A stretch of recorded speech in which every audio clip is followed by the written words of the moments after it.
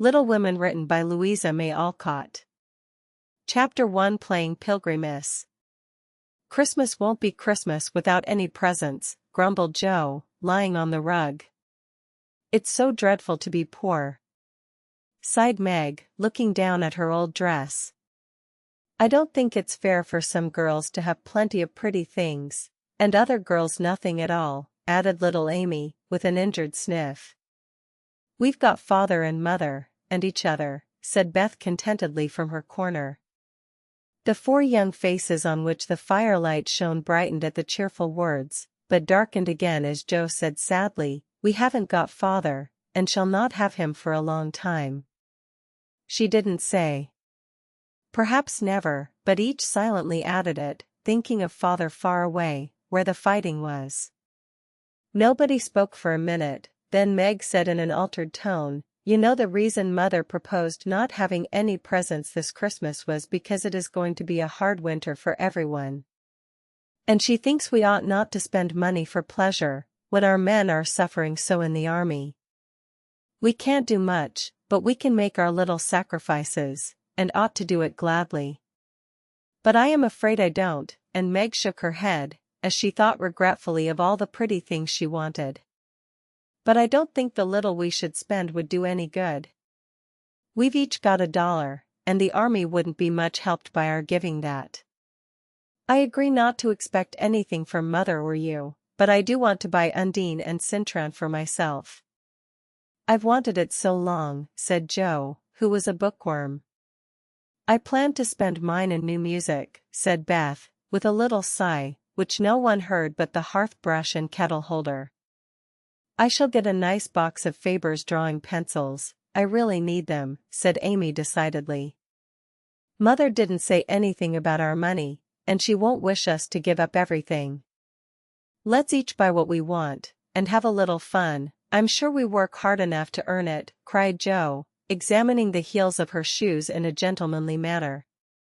I know I do, teaching those tiresome children nearly all day, when I'm longing to enjoy myself at home, began Meg, in the complaining tone again. You don't have half such a hard time as I do, said Joe. How would you like to be shut up for hours with a nervous, fussy old lady, who keeps you trotting, is never satisfied, and worries you till you're ready to fly out the window or cry? It's naughty to fret, but I do think washing dishes and keeping things tidy is the worst work in the world. It makes me cross, and my hands get so stiff, I can't practice well at all. And Beth looked at her rough hands with a sigh that anyone could hear that time. I don't believe any of you suffer as I do, cried Amy, for you don't have to go to school with impertinent girls who plague you if you don't know your lessons, and laugh at your dresses, and label your father if he isn't rich, and insult you when your nose isn't nice. If you mean libel, I'd say so, and not talk about labels, as if Papa was a pickle bottle, advised Joe, laughing. I know what I mean, and you needn't be satirical about it. It's proper to use good words, and improve your vocabulary, returned Amy, with dignity. Don't peck at one another, children. Don't you wish we had the money Papa lost when we were little, Joe? Dear me! How happy and good we'd be, if we had no worries, said Meg, who could remember better times. You said the other day you thought we were a deal happier than the King children, for they were fighting and fretting all the time, in spite of their money. So I did, Beth. Well, I think we are. For though we do have to work, we make fun of ourselves, and are a pretty jolly set, as Joe would say. Joe does use such slang words, observed Amy, with a reproving look at the long figure stretched on the rug. Joe immediately sat up, put her hands in her pockets, and began to whistle. Don't, Joe. It's so boyish. That's why I do it. I detest rude, unladylike girls. I hate affected, niminy-piminy chits. Birds in their little nests agree, sang Beth, the peacemaker, with such a funny face that both sharp voices softened to a laugh, and the pecking ended for that time. Really, girls, you are both to be blamed, said Meg, beginning to lecture in her elder sisterly fashion. You are old enough to leave off boyish tricks, and to behave better, Josephine. It didn't matter so much when you were a little girl, but now you are so tall, and turn up your hair, you should remember that you are a young lady. I'm not. And if turning up my hair makes me one, I'll wear it in 2 tails till I'm 20, cried Jo, pulling off her net, and shaking down a chestnut mane. I hate to think I've got to grow up, and be Miss March, and wear long gowns, and look as prim as a China Aster. It's bad enough to be a girl, anyway, when I like boys' games and work and manners. I can't get over my disappointment in not being a boy. And it's worse than ever now, for I'm dying to go and fight with Papa. And I can only stay home and knit, like a poky old woman. And Jo shook the blue army sock till the needles rattled like castanets, and her ball bounded across the room. Poor Jo. It's too bad, but it can't be helped. So you must try to be contented with making your name boyish, and playing brother to us girls, said Beth, stroking the rough head with a hand that all the dishwashing and dusting in the world could not make ungentle in its touch. As for you, Amy, continued Meg, you are altogether too particular and prim. Your airs are funny now, but you'll grow up an affected little goose if you don't take care. I like your nice manners and refined ways of speaking, when you don't try to be elegant. But your absurd words are as bad as Jo's slang. If Jo is a tomboy and Amy a goose, what am I, please? Asked Beth, ready to share the lecture. You're a dear, and nothing else, answered Meg warmly, and no one contradicted her, for the mouse was the pet of the family. As young readers like to know how people look, we will take this moment to give them a little sketch of the 4 sisters, who sat knitting away in the twilight, while the December snow fell quietly without, and the fire crackled cheerfully within. It was a comfortable room, though the carpet was faded and the furniture very plain, for a good picture or 2 hung on the walls. Books filled the recesses, chrysanthemums and Christmas roses bloomed in the windows, and a pleasant atmosphere of home peace pervaded it. Margaret, the eldest of the 4, was 16, and very pretty, being plump and fair, with large eyes, plenty of soft brown hair, a sweet mouth, and white hands, of which she was rather vain. 15-year-old Jo was very tall, thin, and brown, and reminded one of a colt, for she never seemed to know what to do with her long limbs, which were very much in her way. She had a decided mouth, a comical nose, and sharp, grey eyes, which appeared to see everything, and were by turns fierce, funny, or thoughtful. Her long, thick hair was her one beauty, but it was usually bundled into a net, to be out of her way. Round shoulders had Jo, big hands and feet, a flyaway look to her clothes, and the uncomfortable appearance of a girl who was rapidly shooting up into a woman and didn't like it. Elizabeth, or Beth, as everyone called her, was a rosy, smooth-haired, bright-eyed girl of 13, with a shy manner, a timid voice, and a peaceful expression which was seldom disturbed. Her father called her Little Miss Tranquility, and the name suited her excellently, for she seemed to live in a happy world of her own, only venturing out to meet the few whom she trusted and loved. Amy, though the youngest, was a most important person, in her own opinion at least. A regular snow maiden, with blue eyes, and yellow hair curling on her shoulders, pale and slender, and always carrying herself like a young lady mindful of her manners. What the characters of the 4 sisters were we will leave to be found out. The clock struck 6 and, having swept up the hearth, Beth put a pair of slippers down to warm. Somehow the sight of the old shoes had a good effect upon the girls, for Mother was coming, and everyone brightened to welcome her. Meg stopped lecturing, and lighted the lamp. Amy got out of the easy chair without being asked, and Jo forgot how tired she was as she sat up to hold the slippers nearer to the blaze. They are quite worn out. Marmee must have a new pair. I thought I'd get her some with my dollar, said Beth. No, I shall," cried Amy. "I'm the oldest," began Meg, but Joe cut in with a decided, "I'm the man of the family now Papa is away. And I shall provide the slippers, for he told me to take special care of Mother while he was gone." "I'll tell you what we'll do," said Beth, "let's each get her something for Christmas, and not get anything for ourselves." "That's like you, dear." "What will we get?" exclaimed Joe. Everyone thought soberly for a minute, then Meg announced, as if the idea was suggested by the sight of her own pretty hands, "I shall give her a nice pair of gloves."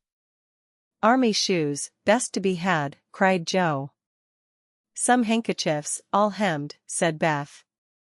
"I'll get a little bottle of cologne. She likes it, and it won't cost much, so I'll have some left to buy my pencils," added Amy. "How will we give the things?" asked Meg. "Put them on the table, and bring her in and see her open the bundles. Don't you remember how we used to do on our birthdays?" answered Joe. "I used to be so frightened when it was my turn to sit in the chair with the crown on, and see you all come marching round to give the presents, with a kiss. I liked the things and the kisses, but it was dreadful to have you sit looking at me while I opened the bundles," said Beth, who was toasting her face and the bread for tea at the same time. "Let Marmee think we are getting things for ourselves, and then surprise her." "We must go shopping tomorrow afternoon, Meg. There is so much to do about the play for Christmas night," said Joe, marching up and down, with her hands behind her back, and her nose in the air. "I don't mean to act any more after this time." "I'm getting too old for such things," observed Meg, who was as much a child as ever about dressing up frolics. "You won't stop, I know, as long as you can trail round in a white gown with your hair down, and wear gold paper jewelry. You are the best actress we've got, and there'll be an end of everything if you quit the boards," said Joe. "We ought to rehearse tonight. Come here, Amy, and do the fainting scene, for you are as stiff as a poker in that." "I can't help it. I never saw anyone faint, and I don't choose to make myself all black and blue, tumbling flat as you do. If I can go down easily, I'll drop. If I can't, I shall fall into a chair and be graceful." "I don't care if Hugo does come at me with a pistol," returned Amy, who was not gifted with dramatic power, but was chosen because she was small enough to be borne out shrieking by the villain of the piece. "Do it this way.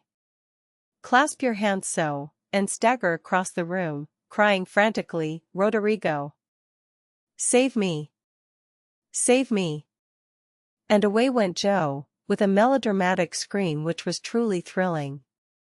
Amy followed, but she poked her hands out stiffly before her, and jerked herself along as if she went by machinery, and her "ow" was more suggestive of pins being run into her than of fear and anguish. Joe gave a despairing groan, and Meg laughed outright, while Beth let her bread burn as she watched the fun with interest. "It's no use. Do the best you can when the time comes, and if the audience laughs, don't blame me. Come on, Meg." Then things went smoothly, for Don Pedro defied the world in a speech of 2 pages without a single break. Hagar, the witch, chanted an awful incantation over her kettleful of simmering toads, with weird effect. Roderigo rent his chains asunder manfully, and Hugo died in agonies of remorse and arsenic, with a wild, "Ha! Ha! It's the best we've had yet," said Meg, as the dead villain sat up and rubbed his elbows. "I don't see how you can write and act such splendid things, Joe. You're a regular Shakespeare," exclaimed Beth, who firmly believed that her sisters were gifted with wonderful genius in all things. "Not quite," replied Joe modestly. "I do think The Witch's Curse, an operatic tragedy, is rather a nice thing, but I'd like to try Macbeth, if we only had a trapdoor for Banquo. I always wanted to do the killing part." "Is that a dagger that I see before me?" muttered Joe, rolling her eyes and clutching at the air, as she had seen a famous tragedian do. "No, it's the toasting fork, with Mother's shoe on it instead of the bread." "Beth stage struck!" cried Meg, and the rehearsal ended in a general burst of laughter. "Glad to find you so merry, my girls," said a cheery voice at the door, and actors and audience turned to welcome a tall, motherly lady with a "Can I help you?" look about her, which was truly delightful. She was not elegantly dressed, but a noble-looking woman, and the girls thought the grey cloak and unfashionable bonnet covered the most splendid mother in the world. "Well, dearies, how have you got on today?" "There was so much to do, getting the boxes ready to go tomorrow, that I didn't come home to dinner." "Has anyone called, Beth?" "How is your cold, Meg?" "Joe, you look tired to death." "Come and kiss me, baby." While making these maternal inquiries, Mrs. March got her wet things off, her warm slippers on, and sitting down in the easy chair, drew Amy to her lap, preparing to enjoy the happiest hour of her busy day. The girls flew about, trying to make things comfortable, each in her own way. Meg arranged the tea table, Joe brought wood and set chairs, dropping, overturning, and clattering everything she touched. Beth trotted to and fro between parlor kitchen, quiet and busy, while Amy gave directions to everyone, as she sat with her hands folded.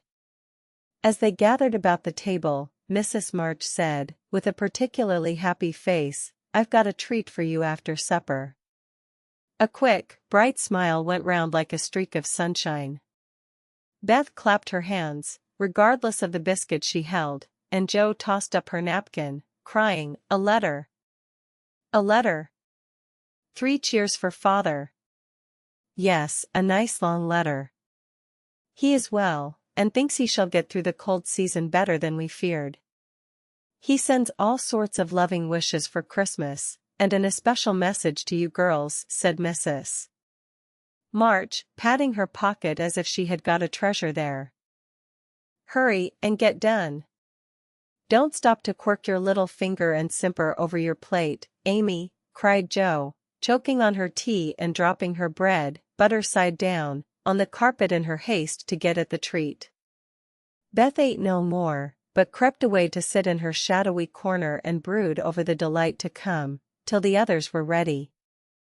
"I think it was so splendid in father to go as chaplain when he was too old to be drafted, and not strong enough for a soldier," said Meg warmly. "Don't I wish I could go as a drummer, a Vivian what's its name? Or a nurse, so I could be near him and help him," exclaimed Joe, with a groan. "It must be very disagreeable to sleep in a tent, and eat all sorts of bad-tasting things, and drink out of a tin mug," sighed Amy.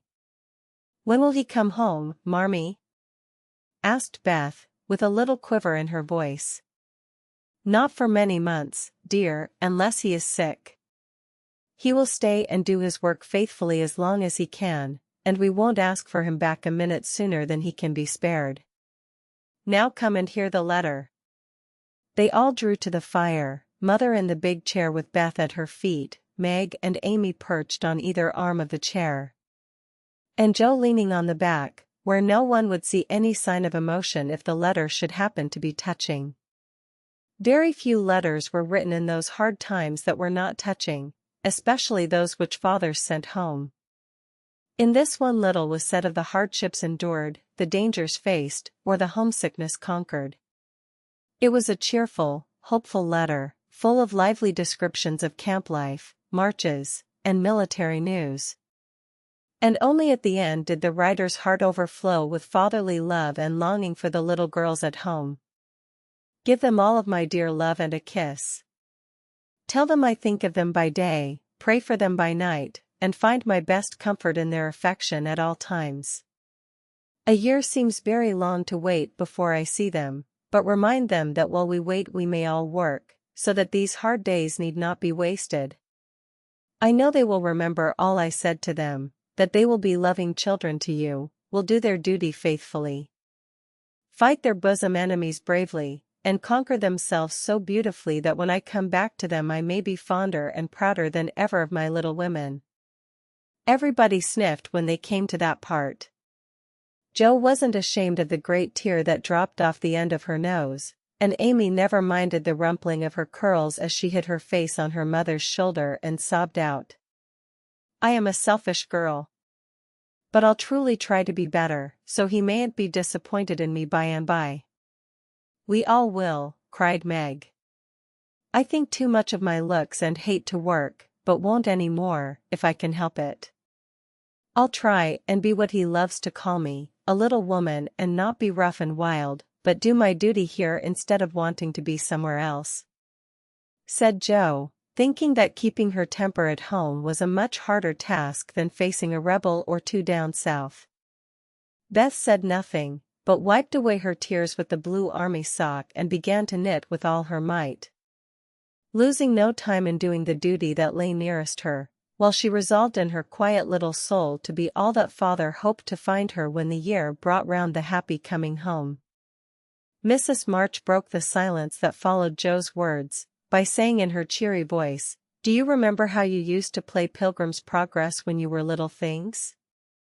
Nothing delighted you more than to have me tie my piece bags on your backs for burdens, give you hats and sticks and rolls of paper, and let you travel through the house from the cellar, which was the city of destruction, up, to the housetop, where you had all the lovely things you could collect to make a celestial city. What fun it was, especially going by the lions, fighting Apollyon, and passing through the valley where the hobgoblins were," said Jo. "I liked the place where the bundles fell off and tumbled downstairs," said Meg. "I don't remember much about it, except that I was afraid of the cellar and the dark entry, and always liked the cake and milk we had up at the top. If I wasn't too old for such things, I'd rather like to play it over again," said Amy, who began to talk of renouncing childish things at the mature age of 12. "We never are too old for this, my dear, because it is a play we are playing all the time in one way or another. Our burdens are here, our road is before us, and the longing for goodness and happiness is the guide that leads us through many troubles and mistakes to the peace which is a true celestial city.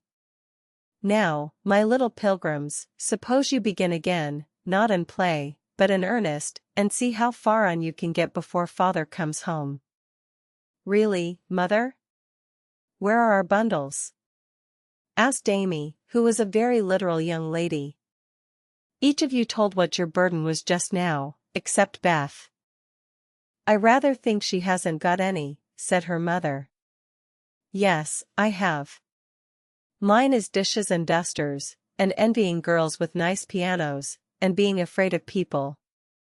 Beth's bundle was such a funny one that everybody wanted to laugh, but nobody did, for it would have hurt her feelings very much. "Let us do it," said Meg thoughtfully. "It is only another name for trying to be good, and the story may help us, for though we do want to be good, it's hard work and we forget, and don't do our best. We were in the Slough of Despond tonight, and Mother came and pulled us out as help did in the book. We ought to have our roll of directions, like Christian. What shall we do about that?" asked Jo, delighted with the fancy which lent a little romance to the very dull task of doing her duty. "Look under your pillows Christmas morning, and you will find your guidebook," replied Mrs. March. They talked over the new plan while old Hannah cleared the table, then out came the 4 little work baskets, and the needles flew as the girls made sheets for Aunt March. It was uninteresting sewing, but tonight no one grumbled. They adopted Jo's plan of dividing the long seams into 4 parts, and calling the quarters Europe, Asia, Africa, and America, and in that way got on capitally, especially when they talked about the different countries as they stitched their way through them. At 9 they stopped work, and sang, as usual, before they went to bed. No one but Beth could get much music out of the old piano, but she had a way of softly touching the yellow keys and making a pleasant accompaniment to the simple songs they sang. Meg had a voice like a flute, and she and her mother led the little choir.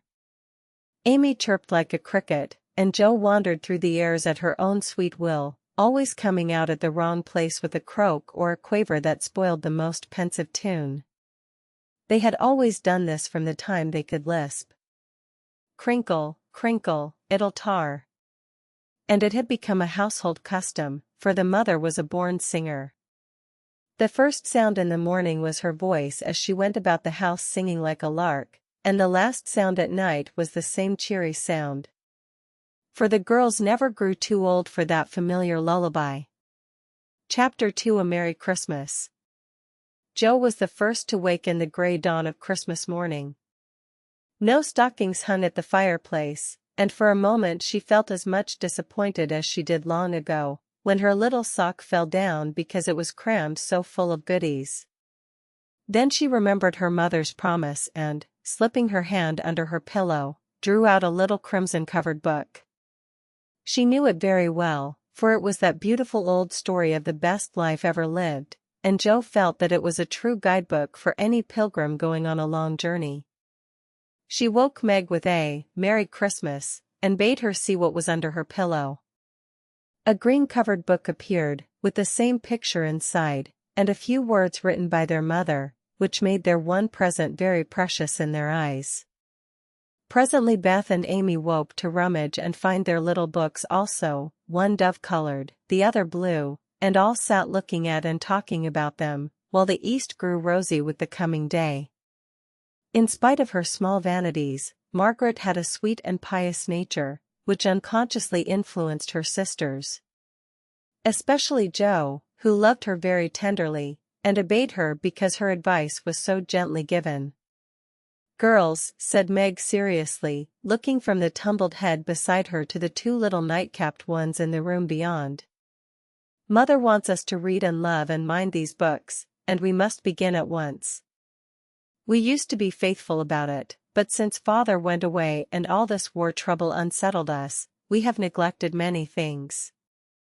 You can do as you please, but I shall keep my book on the table here and read a little every morning as soon as I wake, for I know it will do me good and help me through the day." Then she opened her new book and began to read. Joe put her arm round her and, leaning cheek to cheek, read also, with the quiet expression so seldom seen on her restless face. "How good Meg is! Come, Amy, let's do as they do. I'll help you with the hard words, and they'll explain things if we don't understand," whispered Beth, very much impressed by the pretty books and her sister's example. "I'm glad mine is blue," said Amy. And then the rooms were very still while the pages were softly turned, and the winter sunshine crept in to touch the bright heads and serious faces with a Christmas greeting. "Where is Mother?" asked Meg, as she and Joe ran down to thank her for their gifts, half an hour later. "Goodness only knows. Some poor creetur came a-beggin', and your ma went straight off to see what was needed. There never was such a woman for givin' away victuals and drink, clothes and firin', replied Hannah, who had lived with the family since Meg was born, and was considered by them all more as a friend than a servant. "She will be back soon, I think, so fry your cakes, and have everything ready," said Meg, looking over the presents which were collected in a basket and kept under the sofa, ready to be produced at the proper time. "Why, where is Amy's bottle of cologne?" she added, as the little flask did not appear. "She took it out a minute ago, and went off with it to put a ribbon on it, or some such notion," replied Joe, dancing about the room to take the first stiffness off the new army slippers. "How nice my handkerchiefs look, don't they? Hannah washed and ironed them for me, and I marked them all myself," said Beth, looking proudly at the somewhat uneven letters which had cost her such labor. "Bless the child! She's gone and put Mother on them instead of M. March." "How funny!" cried Joe, taking one up. "Isn't that right? I thought it was better to do it so, because Meg's initials are MM, and I don't want anyone to use these but Marmee," said Beth, looking troubled. "It's all right, dear, and a very pretty idea, quite sensible too, for no one can ever mistake now. It will please her very much, I know," said Meg, with a frown for Joe and a smile for Beth. "There's Mother." "Hide the basket, quick!" cried Joe, as a door slammed and steps sounded in the hall. Amy came in hastily, and looked rather abashed when she saw her sisters all waiting for her. "Where have you been, and what are you hiding behind you?" asked Meg, surprised to see, by her hood and cloak, that lazy Amy had been out so early. "Don't laugh at me, Joe. I didn't mean anyone should know till the time came. I only meant to change the little bottle for a big one, and I gave all my money to get it, and I'm truly trying not to be selfish anymore." As she spoke, Amy showed the handsome flask which replaced the cheap one, and looked so earnest and humble in her little effort to forget herself that Meg hugged her on the spot. And Joe pronounced her a trump, while Beth ran to the window, and picked her finest rose to ornament the stately bottle. "You see, I felt ashamed of my present, after reading and talking about being good this morning, so I ran round the corner and changed it the minute I was up. And I'm so glad, for mine is the handsomest now." Another bang of the street door sent the basket under the sofa, and the girls to the table, eager for breakfast. "Merry Christmas, Marmee." "Many of them. Thank you for our books. We read some, and mean to every day," they all cried in chorus. "Merry Christmas, little daughters. I'm glad you began at once, and hope you will keep on. But I want to say one word before we sit down. Not far away from here lies a poor woman with a little newborn baby. 6 children are huddled into one bed to keep from freezing, for they have no fire. There is nothing to eat over there, and the oldest boy came to tell me they were suffering hunger and cold. My girls, will you give them your breakfast as a Christmas present?" They were all unusually hungry, having waited nearly an hour, and for a minute no one spoke, only a minute, for Joe exclaimed impetuously, "I'm so glad you came before we began. May I go and help carry the things to the poor little children?" asked Beth eagerly. "I shall take the cream and the muffins," added Amy, heroically giving up the article she most liked. Meg was already covering the buckwheats, and piling the bread into one big plate. "I thought you'd do it," said Mrs. March, smiling as if satisfied.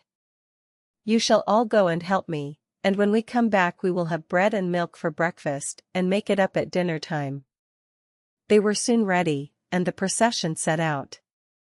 Fortunately it was early, and they went through back streets, so few people saw them, and no one laughed at the queer party.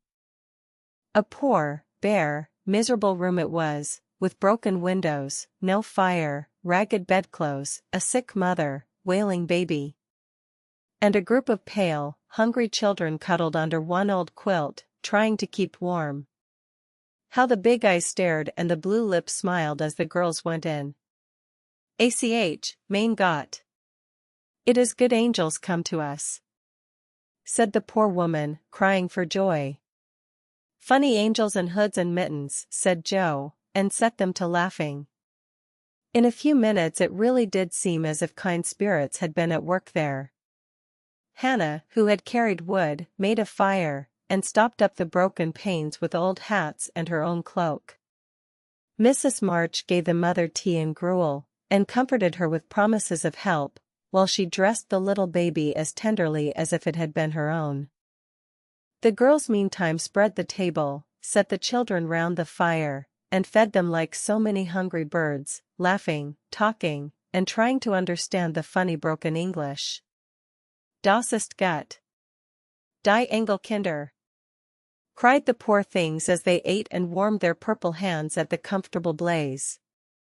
The girls had never been called angel children before, and thought it very agreeable, especially Joe, who had been considered a Sancho ever since she was born.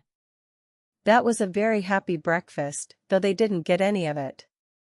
And when they went away, leaving comfort behind, I think there were not in all the city 4 merrier people than the hungry little girls who gave away their breakfasts and contented themselves with bread and milk on Christmas morning.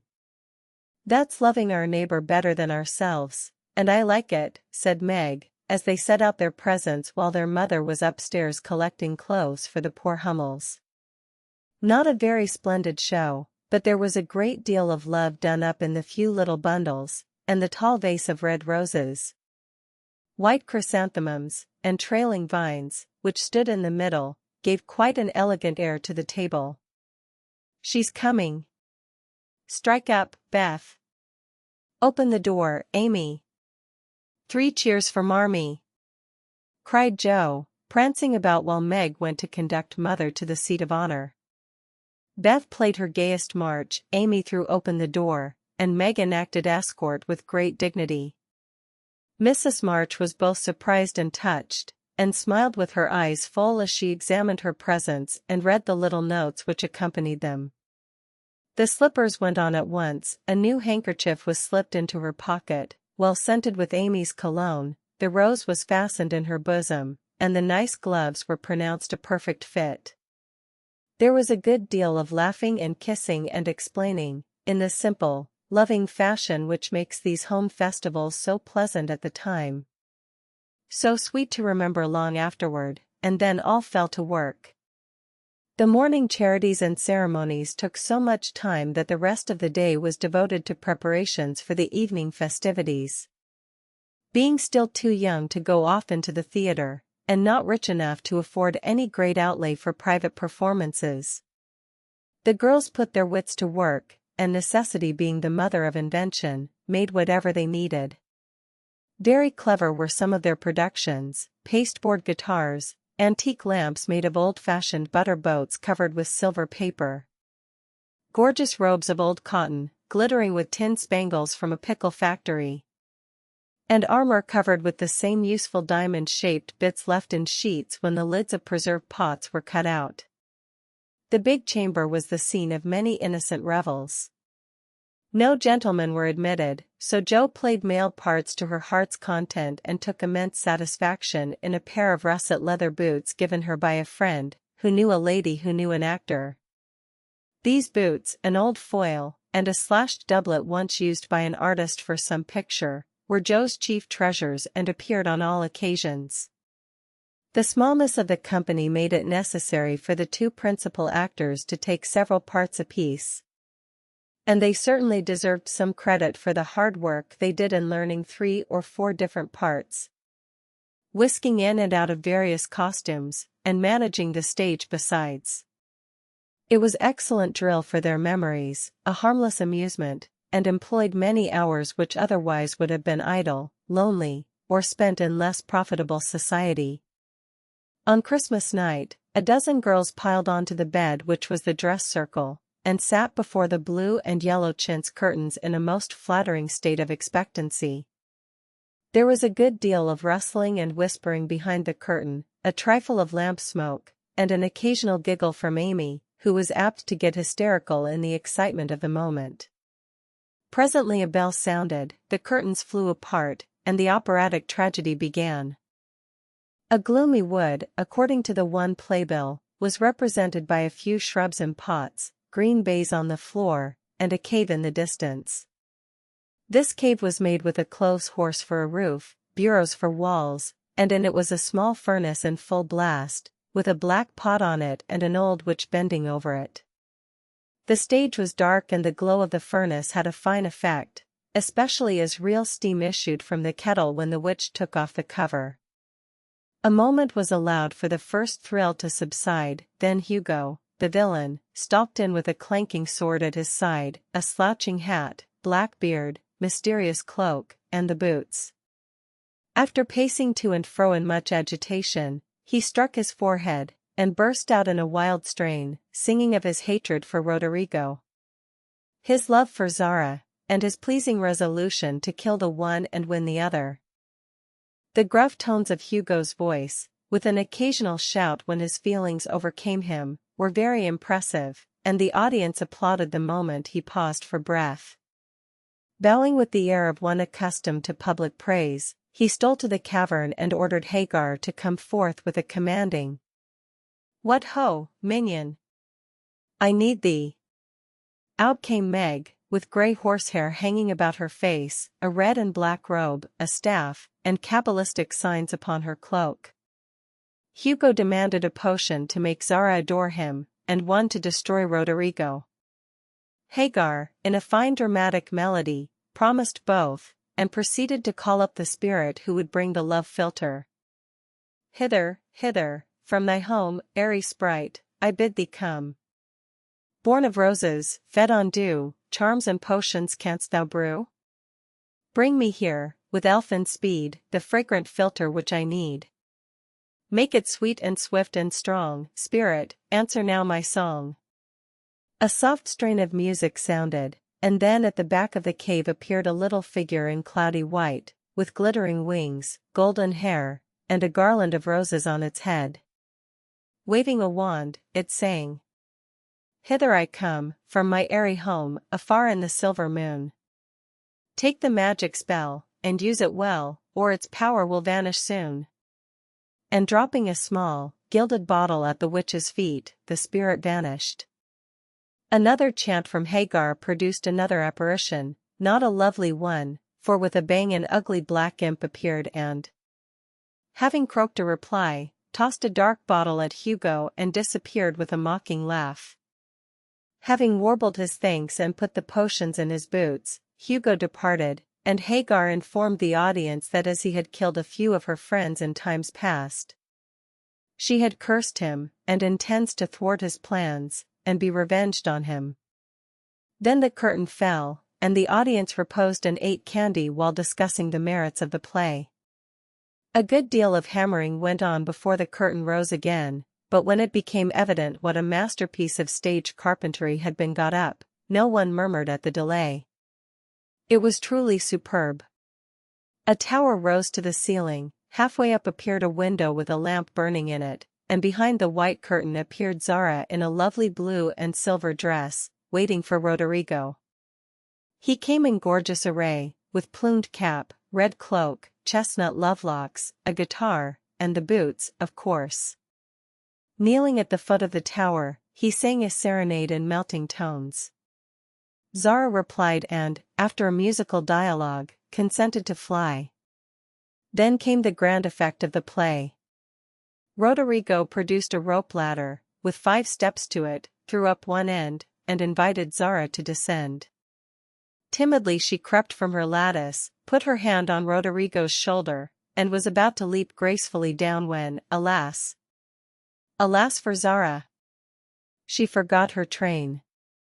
It caught in the window, the tower tottered, leaned forward, fell with a crash, and buried the unhappy lovers in the ruins.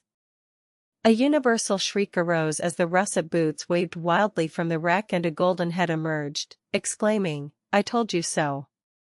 I told you so!" With wonderful presence of mind, Don Pedro, the cruel sire, rushed in, dragged out his daughter, with a hasty aside. "Don't laugh. Act as if it was all right." And, ordering Roderigo up, banished him from the kingdom with wrath and scorn. Though decidedly shaken by the fall from the tower upon him, Roderigo defied the old gentleman and refused to stir. This dauntless example fired Zara. She also defied her sire, and he ordered them both to the deepest dungeons of the castle. A stout little retainer came in with chains and led them away, looking very much frightened and evidently forgetting the speech he ought to have made. Act third was the castle hall, and here Hagar appeared, having come to free the lovers and finish Hugo. She hears him coming and hides, sees him put the potions into 2 cups of wine and bid the timid little servant, bear them to the captives in their cells, and tell them I shall come anon. The servant takes Hugo aside to tell him something, and Hagar changes the cups for 2 others which are harmless. Ferdinando, the minion, carries them away, and Hagar puts back the cup which holds the poison meant for Roderigo. Hugo, getting thirsty after a long warble, drinks it, loses his wits, and after a good deal of clutching and stamping, falls flat and dies, while Hagar informs him what she has done in a song of exquisite power and melody. This was a truly thrilling scene, though some persons might have thought that the sudden tumbling down of a quantity of long red hair rather marred the effect of the villain's death. He was called before the curtain, and with great propriety appeared, leading Hagar, whose singing was considered more wonderful than all the rest of the performance put together. Act 4 displayed the despairing Roderigo on the point of stabbing himself because he has been told that Zara has deserted him. Just as the dagger is at his heart, a lovely song is sung under his window, informing him that Zara is true but in danger, and he can save her if he will. A key is thrown in, which unlocks the door, and in a spasm of rapture he tears off his chains and rushes away to find and rescue his lady love. Act 5 opened with a stormy scene between Zara and Don Pedro. He wishes her to go into a convent, but she won't hear of it, and after a touching appeal, is about to faint when Roderigo dashes in and demands her hand. Don Pedro refuses, because he is not rich. They shout and gesticulate tremendously but cannot agree, and Rodrigo is about to bear away the exhausted Zara, when the timid servant enters with a letter and a bag from Hagar, who has mysteriously disappeared. The latter informs the party that she bequeaths untold wealth to the young pair and an awful doom to Don Pedro, if he doesn't make them happy. The bag is opened, and several quarts of tin money shower down upon the stage till it is quite glorified with the glitter. This entirely softens the stern sire. He consents without a murmur, all join in a joyful chorus, and the curtain falls upon the lovers kneeling to receive Don Pedro's blessing in attitudes of the most romantic grace. Tumultuous applause followed but received an unexpected check, for the cot bed, on which the dress circle was built, suddenly shut up and extinguished the enthusiastic audience. Roderigo and Don Pedro flew to the rescue, and all were taken out unhurt, though many were speechless with laughter. The excitement had hardly subsided when Hannah appeared, with Mrs. March's compliments, and would the ladies walk down to supper. This was a surprise even to the actors, and when they saw the table, they looked at one another in rapturous amazement. It was like Marmee to get up a little treat for them, but anything so fine as this was unheard of since the departed days of plenty. There was ice cream, actually 2 dishes of it, pink and white, and cake and fruit and distracting French bonbons and, in the middle of the table, 4 great bouquets of hothouse flowers. It quite took their breath away, and they stared first at the table and then at their mother, who looked as if she enjoyed it immensely. "Is it fairies?" asked Amy. "Santa Claus," said Beth. "Mother did it." And Meg smiled her sweetest, in spite of her gray beard and white eyebrows. "Aunt March had a good fit and sent the supper," cried Joe, with a sudden inspiration. "All wrong. Old Mr. Laurence sent it," replied Mrs. March. "The Laurence boy's grandfather. What in the world put such a thing into his head?" "We don't know him," exclaimed Meg. "Hannah told one of his servants about your breakfast party. He's an odd old gentleman, but that pleased him. He knew my father years ago, and he sent me a polite note this afternoon, saying he hoped I would allow him to express his friendly feeling toward my children by sending them a few trifles in honor of the day. I could not refuse, and so you have a little feast at night to make up for the bread and milk breakfast. That boy put it into his head, I know he did. He's a capital fellow, and I wish we could get acquainted. He looks as if he'd like to know us, but he's bashful, and Meg is so prim she won't let me speak to him when we pass," said Joe, as the plates went round, and the ice began to melt out of sight, with O's and AHS of satisfaction. "You mean the people who live in the big house next door, don't you?" asked one of the girls. "My mother knows old Mr. Laurence, but says he's very proud and doesn't like to mix with his neighbors. He keeps his grandson shut up, when he isn't riding or walking with his tutor, and makes him study very hard. We invited him to our party, but he didn't come. Mother says he's very nice, though he never speaks to us girls. Our cat ran away once, and he brought her back, and we talked over the fence, and were getting on capitally, all about cricket, and so on, when he saw Meg coming, and walked off. I mean to know him someday, for he needs fun, I'm sure he does, said Joe decidedly. I like his manners, and he looks like a little gentleman, so I've no objection to your knowing him, if a proper opportunity comes. He brought the flowers himself, and I should have asked him in, if I had been sure what was going on upstairs. He looked so wistful as he went away, hearing the frolic and evidently having none of his own. It's a mercy you didn't, Mother, laughed Joe, looking at her boots. But we'll have another play sometime that he can see. Perhaps he'll help act. Wouldn't that be jolly? I never had such a fine bouquet before. How pretty it is. And Meg examined her flowers with great interest. They are lovely. But Beth's roses are sweeter to me, said Mrs. March, smelling the half-dead posy in her belt. Beth nestled up to her, and whispered softly, I wish I could send my bunch to Father. I'm afraid he isn't having such a Merry Christmas as we are. Chapter 3 The Laurence Boy. Joe. Joe. Where are you? Cried Meg at the foot of the garret stairs. Here, answered a husky voice from above, and, running up, Meg found her sister eating apples and crying over the air of Redcliffe.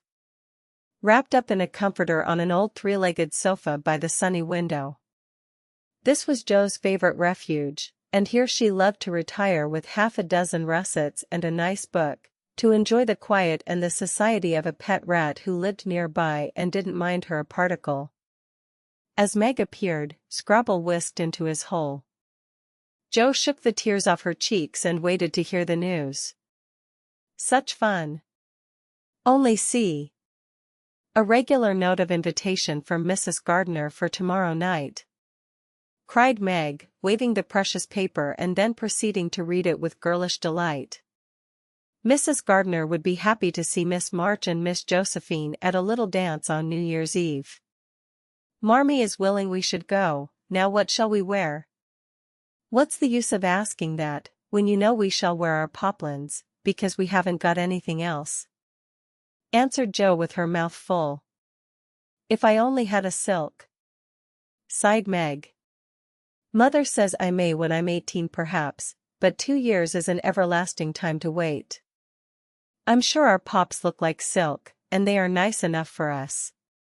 Yours is as good as new, but I forgot the burn and the tear in mine. Whatever shall I do? The burn shows badly, and I can't take any out. You must sit still all you can and keep your back out of sight. The front is all right. I shall have a new ribbon for my hair, and Marmee will lend me her little pearl pin, and my new slippers are lovely, and my gloves will do, though they aren't as nice as I'd like. Mine are spoiled with lemonade, and I can't get any new ones, so I shall have to go without, said Joe, who never troubled herself much about dress. You must have gloves, or I won't go, cried Meg decidedly. Gloves are more important than anything else. You can't dance without them, and if you don't I should be so mortified. Then I'll stay still. I don't care much for company dancing. It's no fun to go sailing round. I like to fly about and cut capers. You can't ask Mother for new ones, they are so expensive, and you are so careless. She said when you spoiled the others that she shouldn't get you any more this winter. Can't you make them do? I can hold them crumpled up in my hand, so no one will know how stained they are. That's all I can do. No. I'll tell you how we can manage, each wear one good one and carry a bad one. Don't you see? Your hands are bigger than mine, and you will stretch my glove dreadfully, began Meg, whose gloves were a tender point with her. Then I'll go without. I don't care what people say, cried Joe, taking up her book. You may have it, you may. Only don't stain it, and do behave nicely. Don't put your hands behind you, or stare, or say Christopher Columbus. Will you? Don't worry about me. I'll be as prim as I can and not get into any scrapes, if I can help it. Now go and answer your note, and let me finish this splendid story." So Meg went away to accept with thanks, look over her dress, and sing blithely as she did up her one real lace frill. While Jo finished her story, her 4 apples, and had a game of romps with Scrabble. On New Year's Eve the parlor was deserted, for the 2 younger girls played dressing maids and the 2 elder were absorbed in the all-important business of getting ready for the party. Simple as the toilets were, there was a great deal of running up and down, laughing and talking, and at one time a strong smell of burned hair pervaded the house. Meg wanted a few curls about her face, and Jo undertook to pinch the papered locks with a pair of hot tongs. "Ought they to smoke like that?" asked Beth from her perch on the bed. "It's the dampness drying," replied Jo. "What a queer smell." "It's like burned feathers," observed Amy, smoothing her own pretty curls with a superior air. "There, now I'll take off the papers and you'll see a cloud of little ringlets," said Jo, putting down the tongs. She did take off the papers, but no cloud of ringlets appeared, for the hair came with the papers, and the horrified hairdresser laid a row of little scorched bundles on the bureau before her victim. "Oh, oh, oh. What have you done?" "I'm spoiled. I can't go. My hair, oh, my hair," wailed Meg, looking with despair at the uneven frizzle on her forehead. "Just my luck. You shouldn't have asked me to do it. I always spoil everything." "I'm so sorry, but the tongs were too hot, and so I've made a mess," groaned poor Jo, regarding the little black pancakes with tears of regret. "It isn't spoiled. Just frizzle it, and tie your ribbon so the ends come on your forehead a bit, and it will look like the last fashion." "I've seen many girls do it so," said Amy consolingly. "Serves me right for trying to be fine." "I wish I'd let my hair alone," cried Meg petulantly. "So do I, it was so smooth and pretty." "But it will soon grow out again," said Beth, coming to kiss and comfort the shorn sheep. After various lesser mishaps, Meg was finished at last, and by the united exertions of the entire family Jo's hair was got up and her dress on. They looked very well in their simple suits, Meg's in silvery drab, with a blue velvet snood, lace frills, and the pearl pin. Jo in maroon, with a stiff, gentlemanly linen collar, and a white chrysanthemum or 2 for her only ornament. Each put on one nice light glove, and carried one soiled one, and all pronounced the effect quite easy and fine. Meg's high-heeled slippers were very tight and hurt her, though she would not own it, and Jo's 19 hairpins all seemed stuck straight into her head, which was not exactly comfortable, but, dear me, let us be elegant or die. "Have a good time, dearies," said Mrs. March, as the sisters went daintily down the walk. "Don't eat much supper, and come away at 11 when I send Hannah for you." As the gate clashed behind them, a voice cried from a window. "Girls, girls! Have you both got nice pocket handkerchiefs?" "Yes, yes, spandy nice, and Meg has cologne on hers," cried Jo, adding with a laugh as they went on, "I do believe Marmee would ask that if we were all running away from an earthquake." It is one of her aristocratic tastes, and quite proper, for a real lady is always known by neat boots, gloves, and handkerchief, replied Meg, who had a good many little aristocratic tastes of her own. "Now don't forget to keep the bad breath out of sight, Jo. Is my sash right? And does my hair look very bad?" said Meg, as she turned from the glass in Mrs. Gardner's dressing room after a prolonged prank. "I know I shall forget. If you see me doing anything wrong, just remind me by a wink, will you?" returned Jo, giving her collar a twitch and her head a hasty brush. "No, winking isn't ladylike. I'll lift my eyebrows if anything is wrong, and nod if you are all right. Now hold your shoulder straight, and take short steps, and don't shake hands if you are introduced to anyone. It isn't the thing. How do you learn all the proper ways?" I never can. Isn't that music gay? Down they went, feeling a trifle timid, for they seldom went to parties, and informal as this little gathering was, it was an event to them. Mrs. Gardner, a stately old lady, greeted them kindly and handed them over to the eldest of her 6 daughters. Meg knew Sally and was at her ease very soon, but Jo, who didn't care much for girls or girlish gossip, stood about, with her back carefully against the wall, and felt as much out of place as a colt in a flower garden. Half a dozen jovial lads were talking about skates in another part of the room, and she longed to go and join them, for skating was one of the joys of her life. She telegraphed her wish to Meg, but the eyebrows went up so alarmingly that she dared not stir. No one came to talk to her, and one by one the group dwindled away till she was left alone. She could not roam about and amuse herself, for the burned breath would show, so she stared at people rather forlornly till the dancing began. Meg was asked at once, and the tight slippers tripped about so briskly that none would have guessed the pain their wearer suffered smilingly. Jo saw a big red-headed youth approaching her corner, and fearing he meant to engage her, she slipped into a curtained recess, intending to peep and enjoy herself in peace. Unfortunately, another bashful person had chosen the same refuge, for, as the curtain fell behind her, she found herself face to face with the Laurence Boy. "Dear me, I didn't know anyone was here," stammered Jo, preparing to back out as speedily as she had bounced in.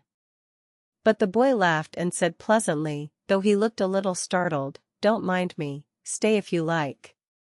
"Shan't I disturb you?" "Not a bit. I only came here because I don't know many people and felt rather strange at first, you know." "So did I. Don't go away, please, unless you'd rather." The boy sat down again and looked at his pumps, till Jo said, trying to be polite and easy, "I think I've had the pleasure of seeing you before. You live near us, don't you?"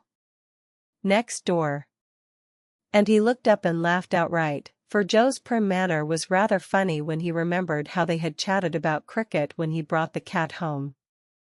That put Jo at her ease, and she laughed too, as she said, in her heartiest way, "We did have such a good time over your nice Christmas present. Grandpa sent it. But you put it into his head, didn't you, now?" "How is your cat, Miss March?" asked the boy, trying to look sober while his black eyes shone with fun. "Nicely, thank you, Mr. Laurence." "But I am not Miss March, I'm only Jo," returned the young lady. "I'm not Mr. Laurence, I'm only Laurie." "Laurie Laurence, what an odd name." "My first name is Theodore, but I don't like it, for the fellows called me Dora, so I made them say Laurie instead. I hate my name, too, so sentimental. I wish everyone would say Jo instead of Josephine." "How did you make the boys stop calling you Dora?" "I thrashed them." "I can't thrash Aunt March, so I suppose I shall have to bear it." And Jo resigned herself with a sigh. "Don't you like to dance, Miss Jo?" asked Laurie, looking as if he thought the name suited her. "I like it well enough if there is plenty of room, and everyone is lively. In a place like this I'm sure to upset something, tread on people's toes, or do something dreadful, so I keep out of mischief and let Meg sail about." "Don't you dance?" "Sometimes. You see, I've been abroad a good many years, and haven't been into company enough yet to know how you do things here." "Abroad?" cried Jo. "Oh, tell me about it. I love dearly to hear people describe their travels." Laurie didn't seem to know where to begin, but Jo's eager questions soon set him going, and he told her how he had been at school in Vevey, where the boys never wore hats and had a fleet of boats on the lake, and for holiday fun went on walking trips about Switzerland with their teachers. "Don't I wish I'd been there?" cried Jo. "Did you go to Paris?" "We spent last winter there." "Can you talk French?" "We were not allowed to speak anything else at Vevey." "Do say some." I can read it, but can't pronounce. Quelle mama cette jeune demoiselle en les pantoufles jolies? How nicely you do it. Let me see. You said, who is the young lady in the pretty slippers, didn't you? Oui, mademoiselle. It's my sister Margaret, and you knew it was. Do you think she is pretty? Yes, she makes me think of the German girls, she looks so fresh and quiet, and dances like a lady. Jo quite glowed with pleasure at this boyish praise of her sister, and stored it up to repeat to Meg. Both peeped and criticized and chatted till they felt like old acquaintances. Laurie's bashfulness soon wore off, for Jo's gentlemanly demeanor amused and set him at his ease, and Jo was her merry self again. Because her dress was forgotten and nobody lifted their eyebrows at her. She liked the Laurence boy better than ever and took several good looks at him, so that she might describe him to the girls. For they had no brothers, very few male cousins, and boys were almost unknown creatures to them. Curly black hair, brown skin, big black eyes, handsome nose, fine teeth, small hands and feet, taller than I am, very polite, for a boy, and altogether jolly. Wonder how old he is? It was on the tip of Jo's tongue to ask, but she checked herself in time and, with unusual tact, tried to find out in a roundabout way. I suppose you are going to college soon? I see you pegging away at your books. No, I mean studying hard. And Jo blushed at the dreadful pegging which had escaped her. Laurie smiled but didn't seem shocked, and answered with a shrug. Not for a year or two. I won't go before 17, anyway. Aren't you but 15? Asked Jo, looking at the tall lad, whom she had imagined 17 already. 16, next month. How I wish I was going to college. You don't look as if you liked it. I hate it. Nothing but grinding or skylarking. And I don't like the way fellows do either, in this country. What do you like? To live in Italy, and to enjoy myself in my own way. Jo wanted very much to ask what his own way was, but his black brows looked rather threatening as he knit them, so she changed the subject. By saying, as her foot kept time, that's a splendid polka. Why don't you go and try it? If you will come too, he answered, with a gallant little bow. I can't, for I told Meg I wouldn't, because... There Jo stopped, and looked undecided whether to tell or to laugh. Because, what? You won't tell? Never. Well, I have a bad trick of standing before the fire, and so I burn my frocks, and I scorched this one, and though it's nicely mended, it shows, and Meg told me to keep still so no one would see it. You may laugh, if you want to. It is funny, I know. But Laurie didn't laugh. He only looked down a minute, and the expression of his face puzzled Jo when he said very gently, never mind that. I'll tell you how we can manage. There's a long hall out there, and we can dance grandly, and no one will see us. Please come. Jo thanked him and gladly went, wishing she had 2 neat gloves when she saw the nice, pearl-colored ones her partner wore. The hall was empty, and they had a grand polka, for Laurie danced well, and taught her the German step, which delighted Jo, being full of swing and spring. When the music stopped, they sat down on the stairs to get their breath, and Laurie was in the midst of an account of a students' festival at Heidelberg when Meg appeared in search of her sister. She beckoned, and Jo reluctantly followed her into a side room, where she found her on a sofa, holding her foot, and looking pale. I've sprained my ankle. That stupid high heel turned and gave me a sad wrench. It aches so, I can hardly stand, and I don't know how I'm ever going to get home, she said, rocking to and fro in pain. I knew you'd hurt your feet with those silly shoes. I'm sorry. But I don't see what you can do, except get a carriage, or stay here all night, answered Jo, softly rubbing the poor ankle as she spoke. I can't have a carriage without its costing ever so much. I dare say I can't get one at all, for most people come in their own, and it's a long way to the stable, and no one to send. I'll go. No, indeed. It's past 9, and dark as Egypt. I can't stop here, for the house is full. Sally has some girls staying with her. I'll rest till Hannah comes, and then do the best I can. I'll ask Laurie. He will go, said Jo, looking relieved as the idea occurred to her. Mercy, no. Don't ask or tell anyone. Get me my rubbers, and put these slippers with our things. I can't dance any more, but as soon as supper is over, watch for Hannah and tell me the minute she comes. They are going out to supper now. I'll stay with you. I'd rather. No, dear, run along, and bring me some coffee. I'm so tired I can't stir. So Meg reclined, with rubbers well hidden, and Jo went blundering away to the dining room, which she found after going into a china closet. And opening the door of a room where old Mr. Gardiner was taking a little private refreshment. Making a dart at the table, she secured the coffee, which she immediately spilled, thereby making the front of her dress as bad as the back. Oh, dear, what a blunderbuss I am! Exclaimed Jo, finishing Meg's glove by scrubbing her gown with it. Can I help you?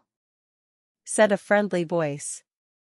And there was Laurie, with a full cup in one hand and a plate of ice in the other.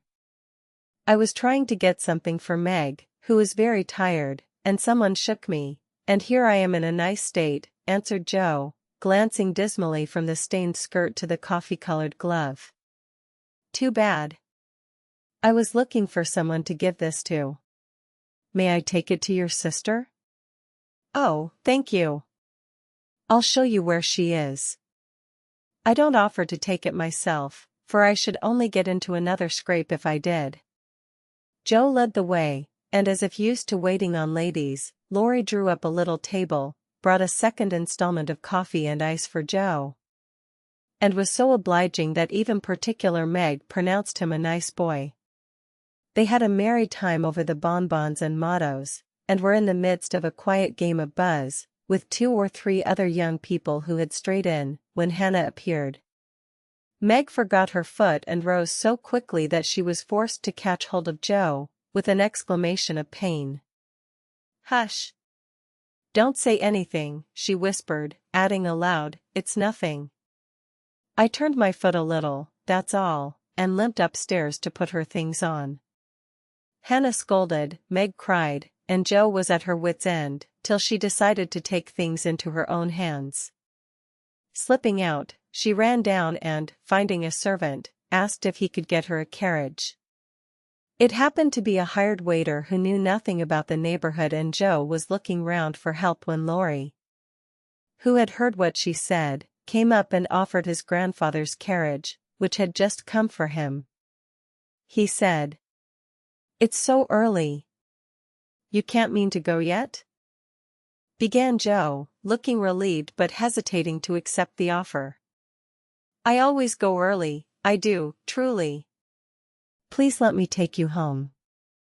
It's all on my way, you know, and it rains, they say." That settled it, and telling him of Meg's mishap, Jo gratefully accepted and rushed up to bring down the rest of the party. Hannah hated rain as much as a cat does, so she made no trouble, and they rolled away in the luxurious close carriage, feeling very festive and elegant. Laurie went on the box so Meg could keep her foot up, and the girls talked over their party in freedom. I had a capital time. Did you? Asked Jo, rumpling up her hair, and making herself comfortable. Yes, till I hurt myself. Sally's friend, Annie Moffat, took a fancy to me, and asked me to come and spend a week with her when Sally does. She is going in the spring when the opera comes, and it will be perfectly splendid, if Mother only lets me go, answered Meg, cheering up at the thought. I saw you dancing with the red-headed man I ran away from. Was he nice? Oh, very. His hair is auburn, not red, and he was very polite, and I had a delicious redowa with him. He looked like a grasshopper in a fit when he did the new step.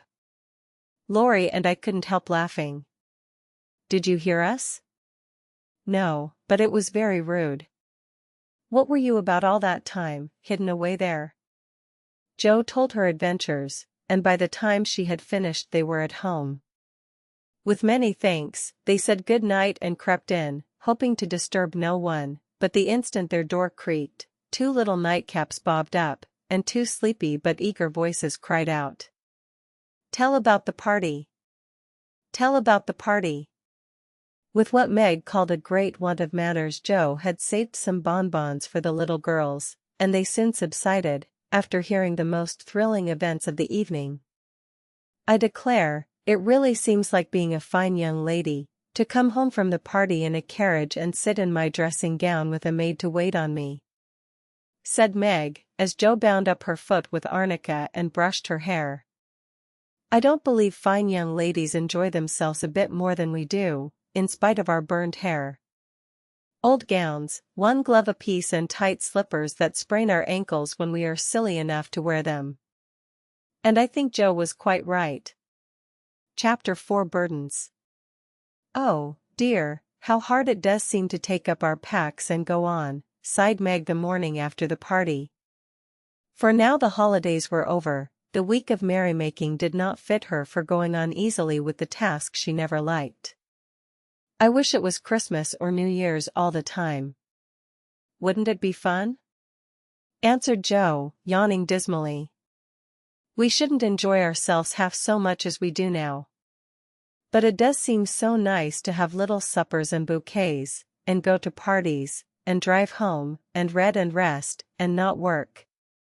It's like other people, you know, and I always envy girls who do such things. I'm so fond of luxury, said Meg, trying to decide which of 2 shabby gowns was the least shabby. Well, we can't have it, so don't let us grumble but shoulder our bundles and trudge along as cheerfully as Marmee does.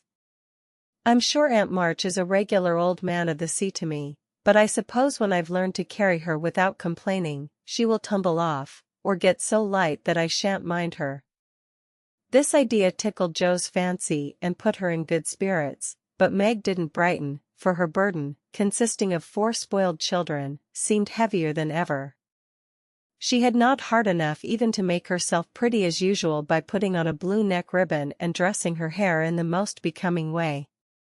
Where's the use of looking nice, when no one sees me but those cross midgets, and no one cares whether I'm pretty or not? She muttered, shutting her drawer with a jerk. I shall have to toil and moil all my days, with only little bits of fun now and then, and get old and ugly and sour, because I'm poor and can't enjoy my life as other girls do. It's a shame. So Meg went down, wearing an injured look, and wasn't at all agreeable at breakfast time. Everyone seemed rather out of sorts and inclined to croak. Beth had a headache and lay on the sofa, trying to comfort herself with the cat and 3 kittens. Amy was fretting because her lessons were not learned, and she couldn't find her rubbers. Jo would whistle and make a great racket getting ready. Mrs. March was very busy trying to finish a letter, which must go at once, and Hannah had the grumps, for being up late didn't suit her. There never was such a cross family, cried Jo, losing her temper when she had upset an inkstand, broken both boot lacings, and sat down upon her hat. You're the crossest person in it, returned Amy, washing out the sum that was all wrong with the tears that had fallen on her slate. Beth, if you don't keep these horrid cats down cellar, I'll have them drowned, exclaimed Meg angrily as she tried to get rid of the kitten which had scrambled up her back and stuck like a bird just out of reach. Jo laughed, Meg scolded, Beth implored, and Amy wailed because she couldn't remember how much 9 times 12 was. Girls, do be quiet 1 minute. I must get this off by the early mail, and you drive me distracted with your worry, cried Mrs. March, crossing out the 3rd spoiled sentence in her letter. There was a momentary lull, broken by Hannah, who stalked in, laid 2 hot turnovers on the table, and stalked out again. These turnovers were an institution, and the girls called them muffs, for they had no others and found the hot pies very comforting to their hands on cold mornings. Hannah never forgot to make them, no matter how busy or grumpy she might be, for the walk was long and bleak. The poor things got no other lunch and were seldom home before 2. Cuddle your cats and get over your headache, Bethy. Goodbye, Marmee. We are a set of rascals this morning, but we'll come home regular angels. Now then, Meg. And Joe tramped away, feeling that the Pilgrims were not setting out as they ought to do. They always looked back before turning the corner, for their mother was always at the window to nod and smile, and wave her hand to them. Somehow it seemed as if they couldn't have got through the day without that, for whatever their mood might be, the last glimpse of that motherly face was sure to affect them like sunshine. If Marmee shook her fist instead of kissing her hand to us, it would serve us right, for more ungrateful wretches than we are were never seen. Cried Joe, taking a remorseful satisfaction in the snowy walk and bitter wind. Don't use such dreadful expressions, replied Meg from the depths of the veil in which she had shrouded herself like a nun sick of the world. I like good strong words that mean something, replied Joe, catching her hat as it took a leap off her head preparatory to flying away altogether. Call yourself any names you like, but I am neither a rascal nor a wretch and I don't choose to be called so. You're a blighted being, and decidedly cross today because you can't sit in the lap of luxury all the time. Poor dear, just wait till I make my fortune, and you shall revel in carriages and ice cream and high-heeled slippers, and posies, and red-headed boys to dance with. How ridiculous you are, Joe. But Meg laughed at the nonsense and felt better in spite of herself. Lucky for you I am, for if I put on crushed airs and tried to be dismal, as you do, we should be in a nice state. Thank goodness, I can always find something funny to keep me up. Don't croak any more, but come home jolly, there's a dear. Joe gave her sister an encouraging pat on the shoulder as they parted for the day, each going a different way. Each hugging her little warm turnover, and each trying to be cheerful in spite of wintry weather, hard work, and the unsatisfied desires of pleasure-loving youth. When Mr. March lost his property in trying to help an unfortunate friend, the 2 oldest girls begged to be allowed to do something toward their own support, at least. Believing that they could not begin too early to cultivate energy, industry, and independence, their parents consented. And both fell to work with the hearty goodwill which in spite of all obstacles is sure to succeed at last. Margaret found a place as nursery governess and felt rich with her small salary. As she said, she was fond of luxury, and her chief trouble was poverty. She found it harder to bear than the others because she could remember a time when home was beautiful, life full of ease and pleasure, and want of any kind unknown. She tried not to be envious or discontented, but it was very natural that the young girl should long for pretty things, gay friends, accomplishments, and a happy life. At the King's she daily saw all she wanted, for the children's older sisters were just out, and Meg caught frequent glimpses of dainty ball dresses and bouquets. Heard lively gossip about theaters, concerts, sleighing parties, and merrymakings of all kinds, and saw money lavished on trifles which would have been so precious to her. Poor Meg seldom complained, but a sense of injustice made her feel bitter toward everyone sometimes. For she had not yet learned to know how rich she was in the blessings which alone can make life happy. Joe happened to suit Aunt March, who was lame and needed an active person to wait upon her. The childless old lady had offered to adopt one of the girls when the troubles came, and was much offended because her offer was declined. Other friends told the Marches that they had lost all chance of being remembered in the rich old lady's will, but the unworldly Marches only said, "We can't give up our girls for a dozen fortunes. Rich or poor, we will keep together and be happy in one another." The old lady wouldn't speak to them for a time, but happening to meet Joe at a friend's, something in her comical face and blunt manners struck the old lady's fancy, and she proposed to take her for a companion. This did not suit Joe at all, but she accepted the place since nothing better appeared and, to everyone's surprise, got on remarkably well with her irascible relative. There was an occasional tempest, and once Joe marched home, declaring she couldn't bear it longer, but Aunt March always cleared up quickly and sent for her to come back again with such urgency that she could not refuse, for in her heart she rather liked the peppery old lady. I suspect that the real attraction was a large library of fine books, which was left to dust and spiders since Uncle March died. Joe remembered the kind old gentleman, who used to let her build railroads and bridges with his big dictionaries, tell her stories about queer pictures in his Latin books, and buy her cards of gingerbread whenever he met her in the street. The dim, dusty room, with the busts staring down from the tall bookcases, the cozy chairs, the globes, and best of all, the wilderness of books in which she could wander where she liked, made the library a region of bliss to her. The moment Aunt March took her nap, or was busy with company, Joe hurried to this quiet place, and curling herself up in the easy chair, devoured poetry, romance, history, travels, and pictures like a regular bookworm. But, like all happiness, it did not last long, for as sure as she had just reached the heart of the story, the sweetest verse of a song, or the most perilous adventure of her traveler, a shrill voice called, "Josephine! Josephine!" And she had to leave her paradise to wind yarn, wash the poodle, or read Belcham's essays by the hour together.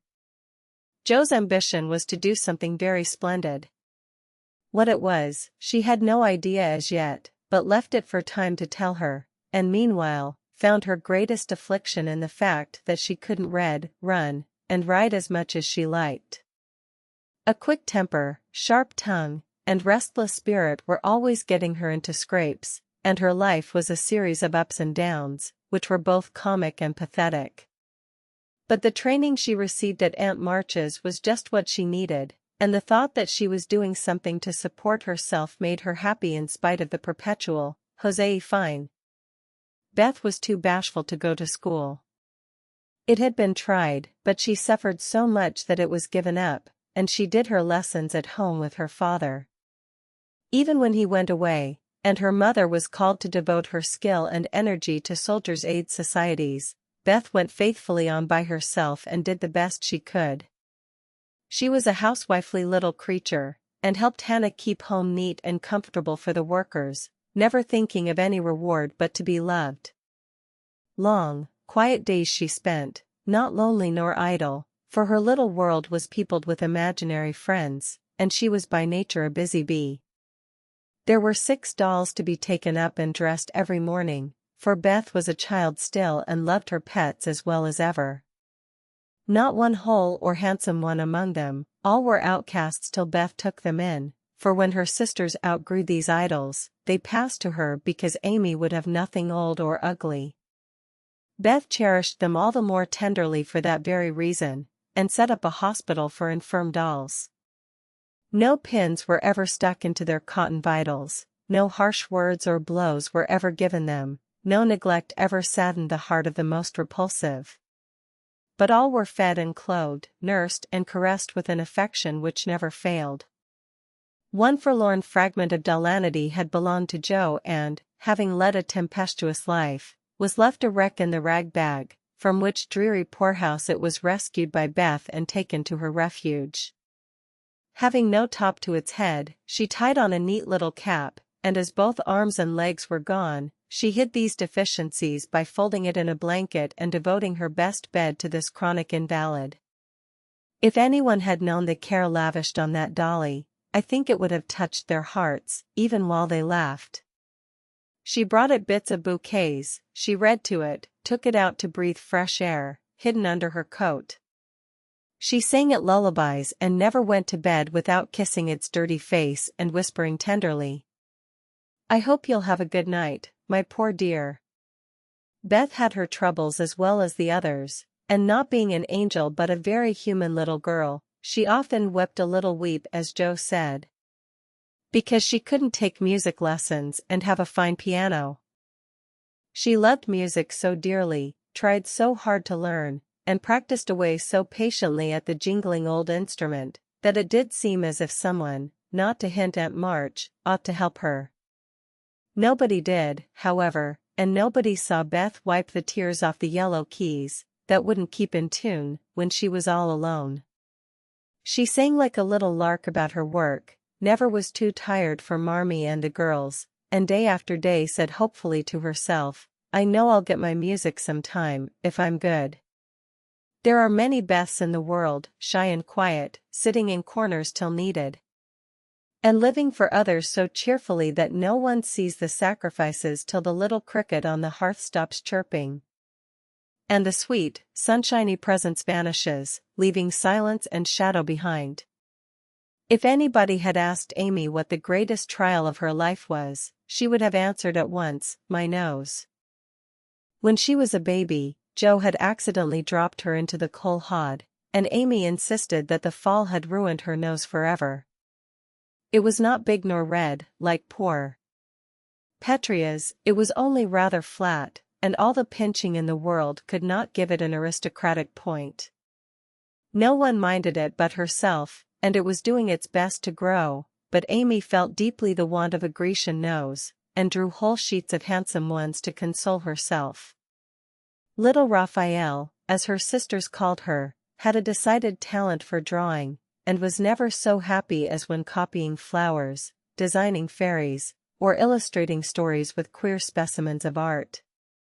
Her teachers complained that instead of doing her sums she covered her slate with animals, the blank pages of her atlas were used to copy maps on, and caricatures of the most ludicrous description came fluttering out of all her books at unlucky moments. She got through her lessons as well as she could, and managed to escape reprimands by being a model of deportment. She was a great favorite with her mates, being good-tempered and possessing the happy art of pleasing without effort. Her little airs and graces were much admired, so were her accomplishments, for besides her drawing, she could play 12 tunes, crochet, and read French without mispronouncing more than 2/3 of the words. She had a plaintive way of saying, "When Papa was rich we did so and so," which was very touching, and her long words were considered perfectly elegant by the girls. Amy was in a fair way to be spoiled, for everyone petted her, and her small vanities and selfishnesses were growing nicely. One thing, however, rather quenched the vanities. She had to wear her cousin's clothes. Now Florence's mamma hadn't a particle of taste, and Amy suffered deeply at having to wear a red instead of a blue bonnet, unbecoming gowns, and fussy aprons that did not fit. Everything was good, well made, and little worn, but Amy's artistic eyes were much afflicted, especially this winter, when her school dress was a dull purple with yellow dots and no trimming. "My only comfort," she said to Meg, with tears in her eyes, "is that Mother doesn't take tucks in my dresses whenever I'm naughty, as Maria Parks's mother does. My dear, it's really dreadful, for sometimes she is so bad her frock is up to her knees, and she can't come to school. When I think of this degradation, I feel that I can bear even my flat nose and purple gown with yellow skyrockets on it." Meg was Amy's confidant and monitor, and by some strange attraction of opposites Joe was gentle Beth's. To Joe alone did the shy child tell her thoughts, and over her big harum-scarum sister Beth unconsciously exercised more influence than anyone in the family. The two older girls were a great deal to one another, but each took one of the younger sisters into her keeping and watched over her in her own way. Playing mother, they called it, and put their sisters in the places of discarded dolls with the maternal instinct of little women. "Has anybody got anything to tell? It's been such a dismal day, I'm really dying for some amusement," said Meg, as they sat sewing together that evening. "I had a queer time with Aunt today, and, as I got the best of it, I'll tell you about it," began Joe, who dearly loved to tell stories. "I was reading that everlasting Belsham, and droning away as I always do, for Aunt soon drops off, and then I take out some nice book, and read like fury till she wakes up. I actually made myself sleepy, and before she began to nod, I gave such a gape that she asked me what I meant by opening my mouth wide enough to take the whole book in at once. I wish I could, and be done with it, said I, trying not to be saucy. Then she gave me a long lecture on my sins, and told me to sit and think them over while she just lost herself for a moment. She never finds herself very soon, so the minute her cap began to bob like a top-heavy dahlia, I whipped the Vicar of Wakefield out of my pocket, and read away, with one eye on him and one on Aunt. I'd just got to where they all tumbled into the water when I forgot and laughed out loud. Aunt woke up and, being more good-natured after her nap, told me to read a bit and show what frivolous work I preferred to the worthy and instructive Belsham. I did my very best, and she liked it, though she only said, "I don't understand what it's all about. Go back and begin it, child." Back I went, and made the primroses as interesting as ever I could. Once I was wicked enough to stop in a thrilling place, and say meekly, "I'm afraid it tires you, ma'am. Shan't I stop now?" She caught up her knitting, which had dropped out of her hands, gave me a sharp look through her specs, and said, in her short way, "Finish the chapter, and don't be impertinent, miss." "Did she own she liked it?" asked Meg.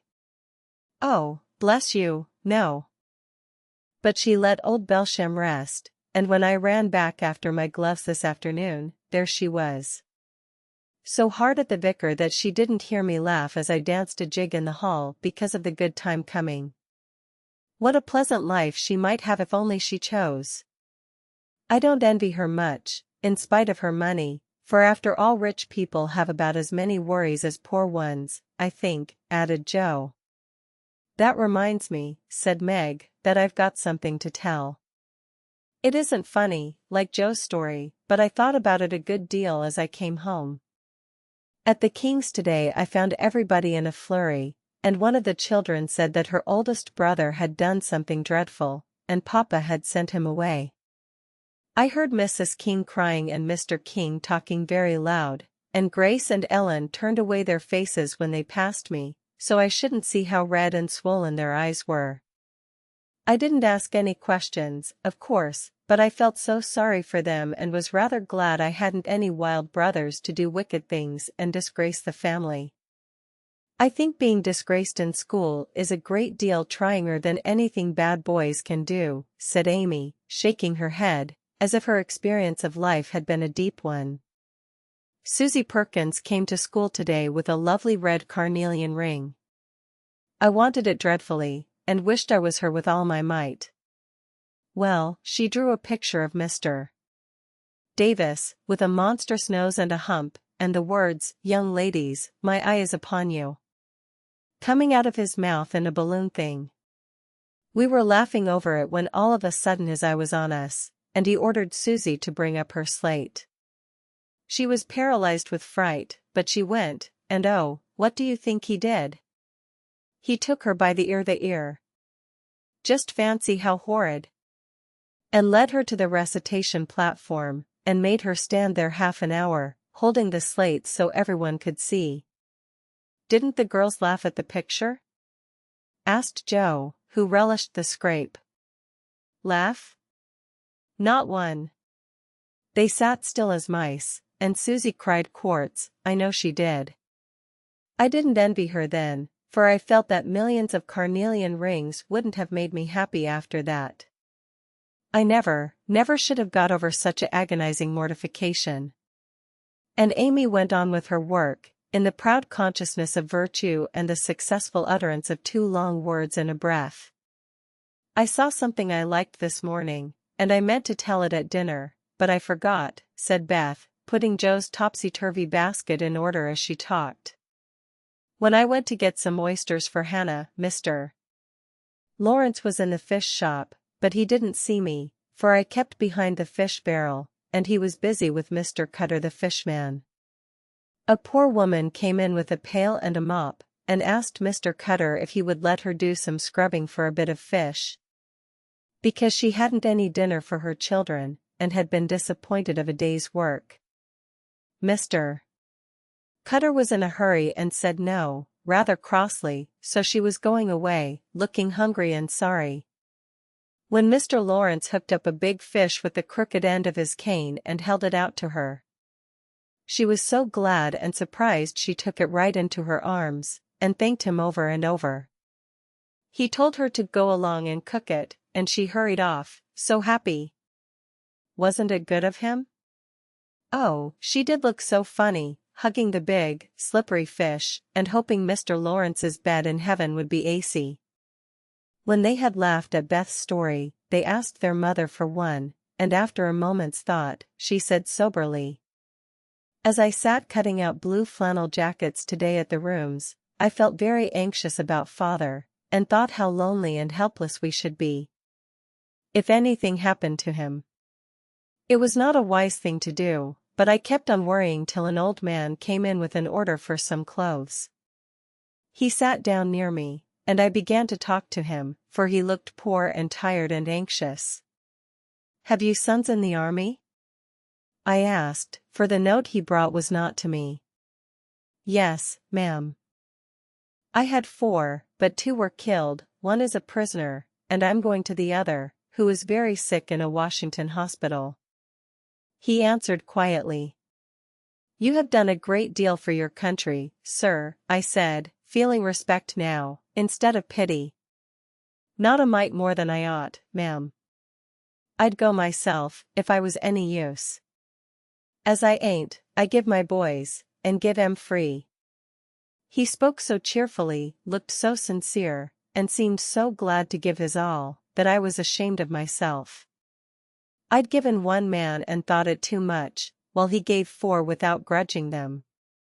I had all my girls to comfort me at home, and his last son was waiting, miles away, to say goodbye to him, perhaps. I felt so rich, so happy thinking of my blessings, that I made him a nice bundle, gave him some money, and thanked him heartily for the lesson he had taught me.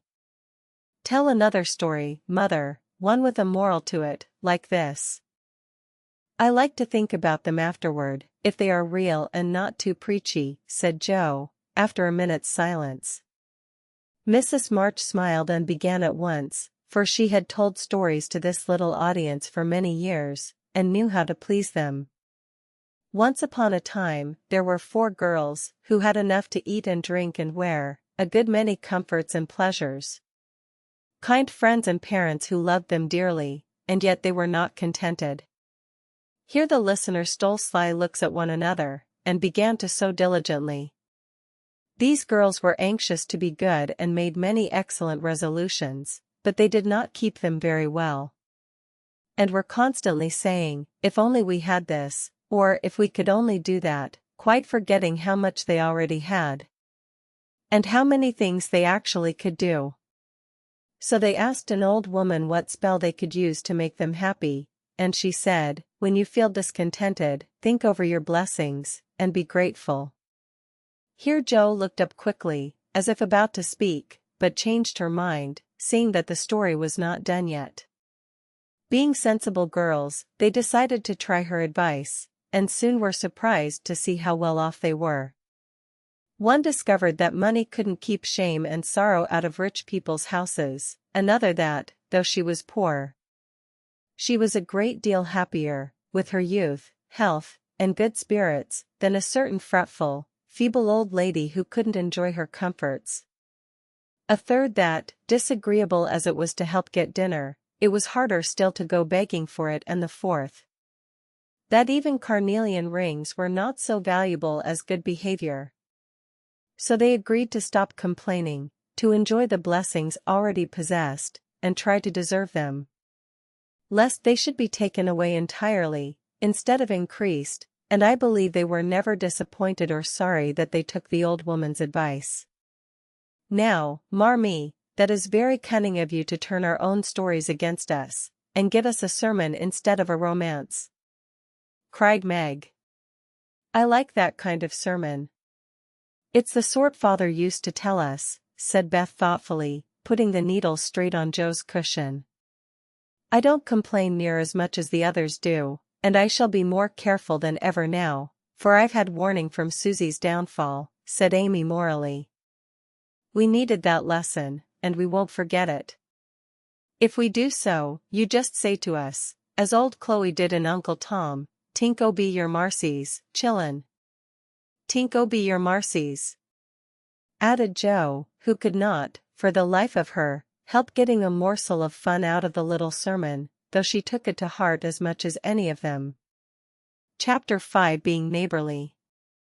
"What in the world are you going to do now, Joe?" asked Meg one snowy afternoon, as her sister came tramping through the hall, in rubber boots, old sack, and hood, with a broom in one hand and a shovel in the other. "Going out for exercise," answered Joe with a mischievous twinkle in her eyes. "I should think 2 long walks this morning would have been enough." "It's cold and dull out, and I advise you to stay warm and dry by the fire, as I do," said Meg with a shiver. "Never take advice. Can't keep still all day, and not being a pussycat, I don't like to doze by the fire. I like adventures, and I'm going to find some." Meg went back to toast her feet and read Ivanhoe, and Joe began to dig paths with great energy. The snow was light, and with her broom she soon swept a path all round the garden, for Beth to walk in when the sun came out and the invalid dolls needed air. Now, the garden separated the Marches' house from that of Mr. Laurence. Both stood in a suburb of the city, which was still country-like, with groves and lawns, large gardens, and quiet streets. A low hedge parted the 2 estates. On one side was an old, brown house, looking rather bare and shabby, robbed of the vines that in summer covered its walls and the flowers, which then surrounded it. On the other side was a stately stone mansion, plainly betokening every sort of comfort and luxury. From the big coach house and well-kept grounds to the conservatory and the glimpses of lovely things one caught between the rich curtains. Yet it seemed a lonely, lifeless sort of house, for no children frolicked on the lawn, no motherly face ever smiled at the windows. And few people went in and out, except the old gentleman and his grandson. To Joe's lively fancy, this fine house seemed a kind of enchanted palace, full of splendors and delights which no one enjoyed.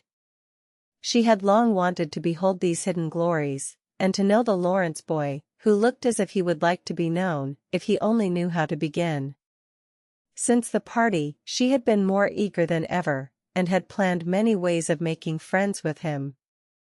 But he had not been seen lately, and Joe began to think he had gone away, when she one day spied a brown face at an upper window, looking wistfully down into their garden, where Beth and Amy were snowballing one another. "That boy is suffering for society and fun," she said to herself. "His grandpa does not know what's good for him, and keeps him shut up all alone. He needs a party of jolly boys to play with, or somebody young and lively. I've a great mind to go over and tell the old gentleman so." The idea amused Joe, who liked to do daring things and was always scandalizing Meg by her queer performances.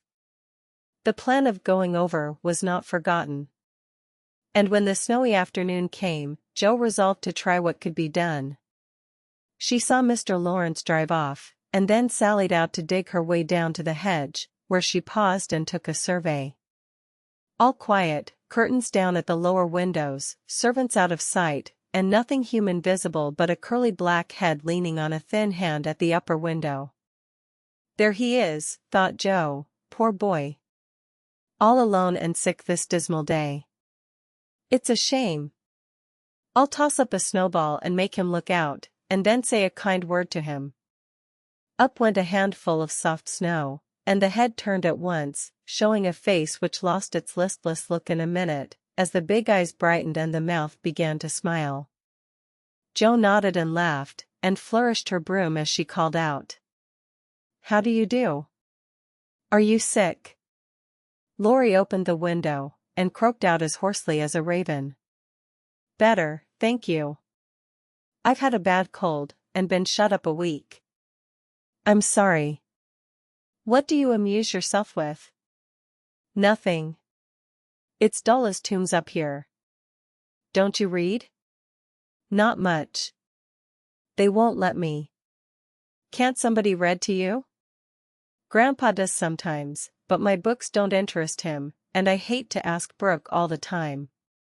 Have someone come and see you then. There isn't anyone I'd like to see. Boys make such a row, and my head is weak.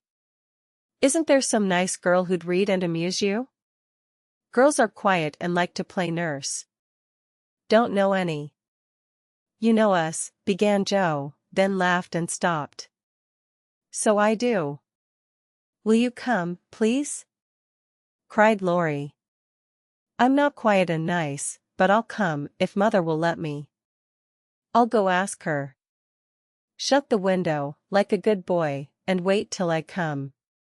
With that, Joe shouldered her broom and marched into the house, wondering what they would all say to her. Laurie was in a flutter of excitement at the idea of having company, and flew about to get ready, for as Mrs. March said, he was a little gentleman, and did honor to the coming guest by brushing his curly pate, putting on a fresh color, and trying to tidy up the room, which in spite of half a dozen servants, was anything but neat. Presently there came a loud ring, then a decided voice, asking for Mr. Laurie, and a surprised-looking servant came running up to announce a young lady. All right, show her up, it's Miss Joe, said Laurie, going to the door of his little parlor to meet Joe, who appeared, looking rosy and quite at her ease, with a covered dish in one hand and Beth's 3 kittens in the other. Here I am, bag and baggage, she said briskly. Mother sent her love, and was glad if I could do anything for you. Meg wanted me to bring some of her blanc mange, she makes it very nicely, and Beth thought her cats would be comforting. I knew you'd laugh at them, but I couldn't refuse, she was so anxious to do something. It so happened that Beth's funny loan was just the thing, for in laughing over the kits, Laurie forgot his bashfulness, and grew sociable at once. That looks too pretty to eat, he said, smiling with pleasure, as Joe uncovered the dish, and showed the blanc mange, surrounded by a garland of green leaves, and the scarlet flowers of Amy's pet geranium. It isn't anything, only they all felt kindly and wanted to show it. Tell the girl to put it away for your tea. It's so simple you can eat it, and being soft, it will slip down without hurting your sore throat. What a cozy room this is. It might be if it was kept nice, but the maids are lazy, and I don't know how to make them mind. It worries me though.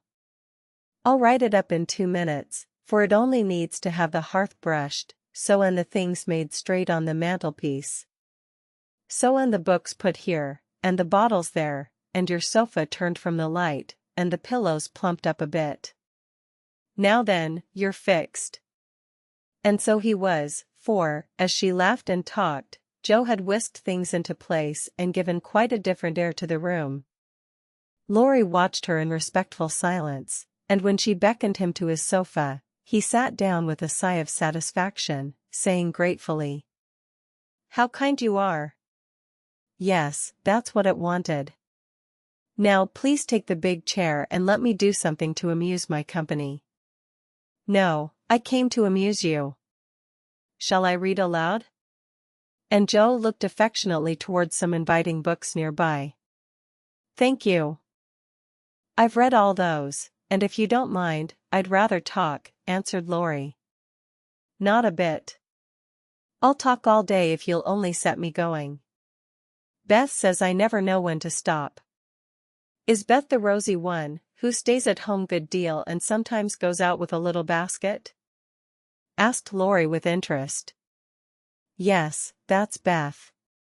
She's my girl, and a regular good one she is, too.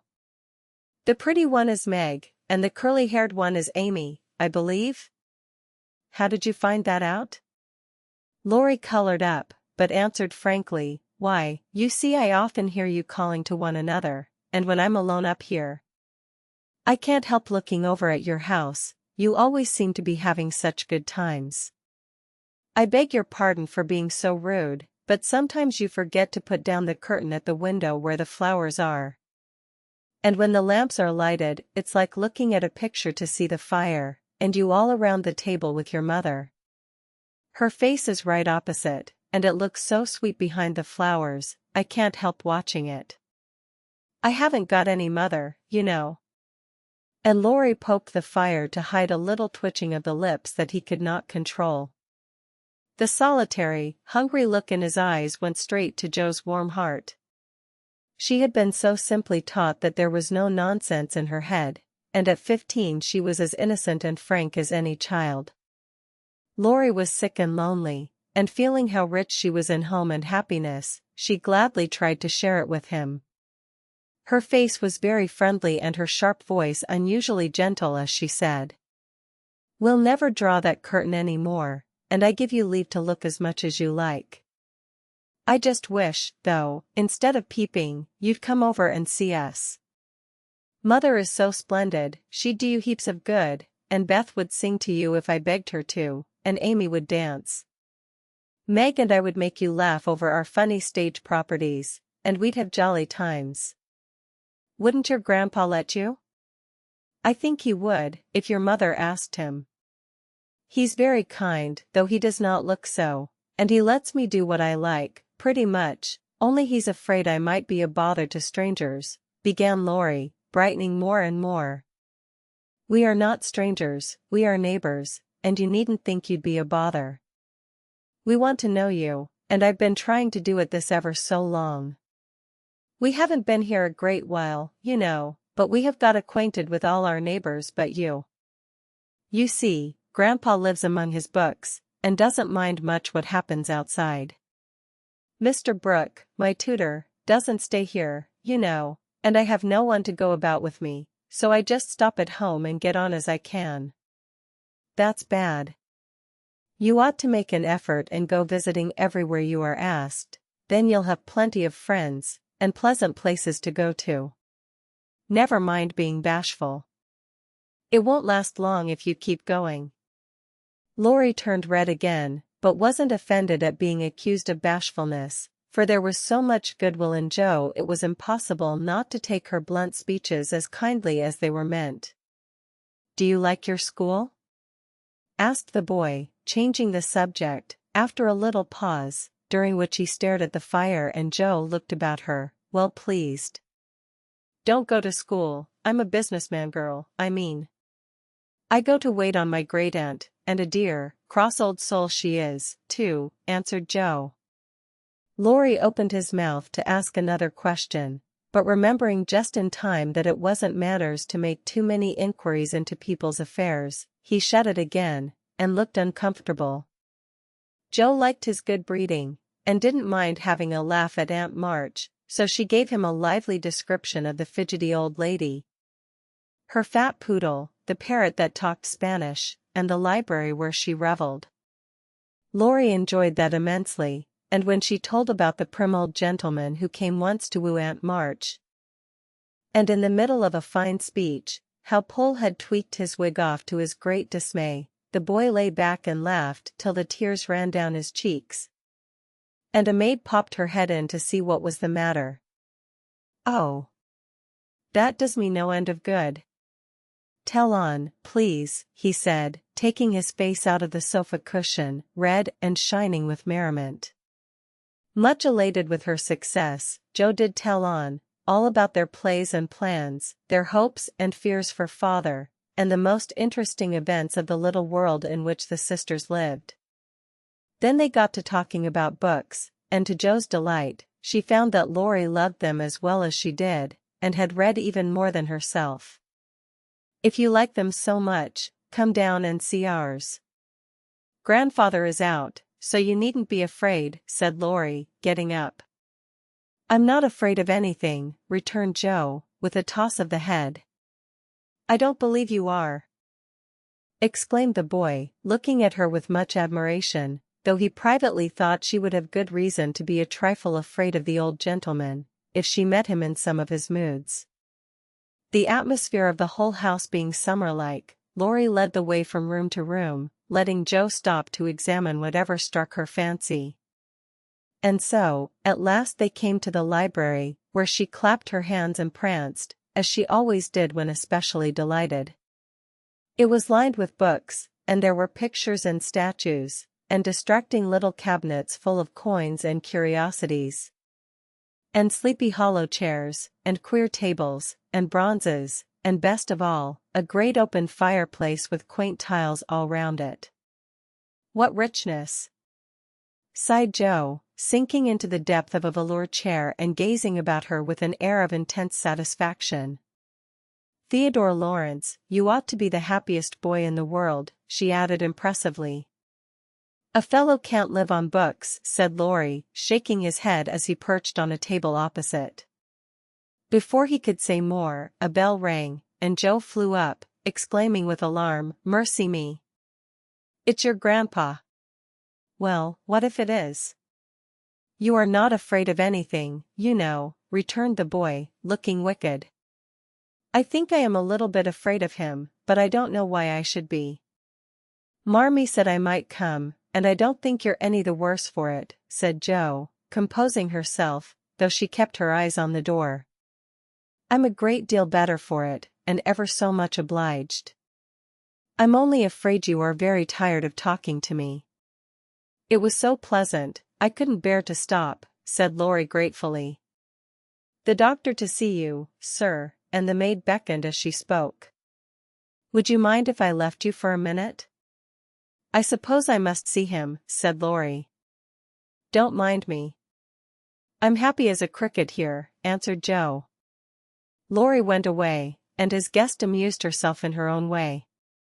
She was standing before a fine portrait of the old gentleman when the door opened again, and without turning, she said decidedly, "I'm sure now that I shouldn't be afraid of him, for he's got kind eyes, though his mouth is grim.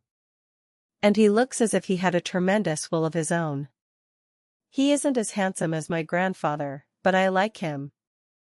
"Thank you, ma'am," said a gruff voice behind her, and there, to her great dismay, stood old Mr. Laurence. Poor Joe blushed till she couldn't blush any redder, and her heart began to beat uncomfortably fast as she thought what she had said. For a minute a wild desire to run away possessed her, but that was cowardly, and the girls would laugh at her, so she resolved to stay and get out of the scrape as she could. A second look showed her that the living eyes, under the bushy eyebrows, were kinder even than the painted ones, and there was a sly twinkle in them, which lessened her fear a good deal. The gruff voice was gruffer than ever, as the old gentleman said abruptly, after the dreadful pause, "So you're not afraid of me, hey?" "Not much, sir." "And you don't think me as handsome as your grandfather?" "Not quite, sir." "And I've got a tremendous will, have I?" "I only said I thought so." "But you like me in spite of it?" "Yes, I do, sir." That answer pleased the old gentleman. He gave a short laugh, shook hands with her, and, putting his finger under her chin, turned up her face, examined it gravely, and let it go, saying with a nod, "You've got your grandfather's spirit, if you haven't his face. He was a fine man, my dear, but what is better, he was a brave and an honest one, and I was proud to be his friend." "Thank you, sir," and Joe was quite comfortable after that, for it suited her exactly. "What have you been doing to this boy of mine, hey?" was the next question, sharply put. "Only trying to be neighborly, sir." And Joe told how her visit came about. "You think he needs cheering up a bit, do you?" "Yes, sir, he seems a little lonely, and young folks would do him good perhaps. We are only girls, but we should be glad to help if we could, for we don't forget the splendid Christmas present you sent us," said Joe eagerly. "Tut, tut, tut. That was the boy's affair. How is the poor woman?" "Doing nicely, sir." And off went Joe, talking very fast, as she told all about the Hummels, in whom her mother had interested richer friends than they were. Just her father's way of doing good. I shall come and see your mother some fine day. Tell her so.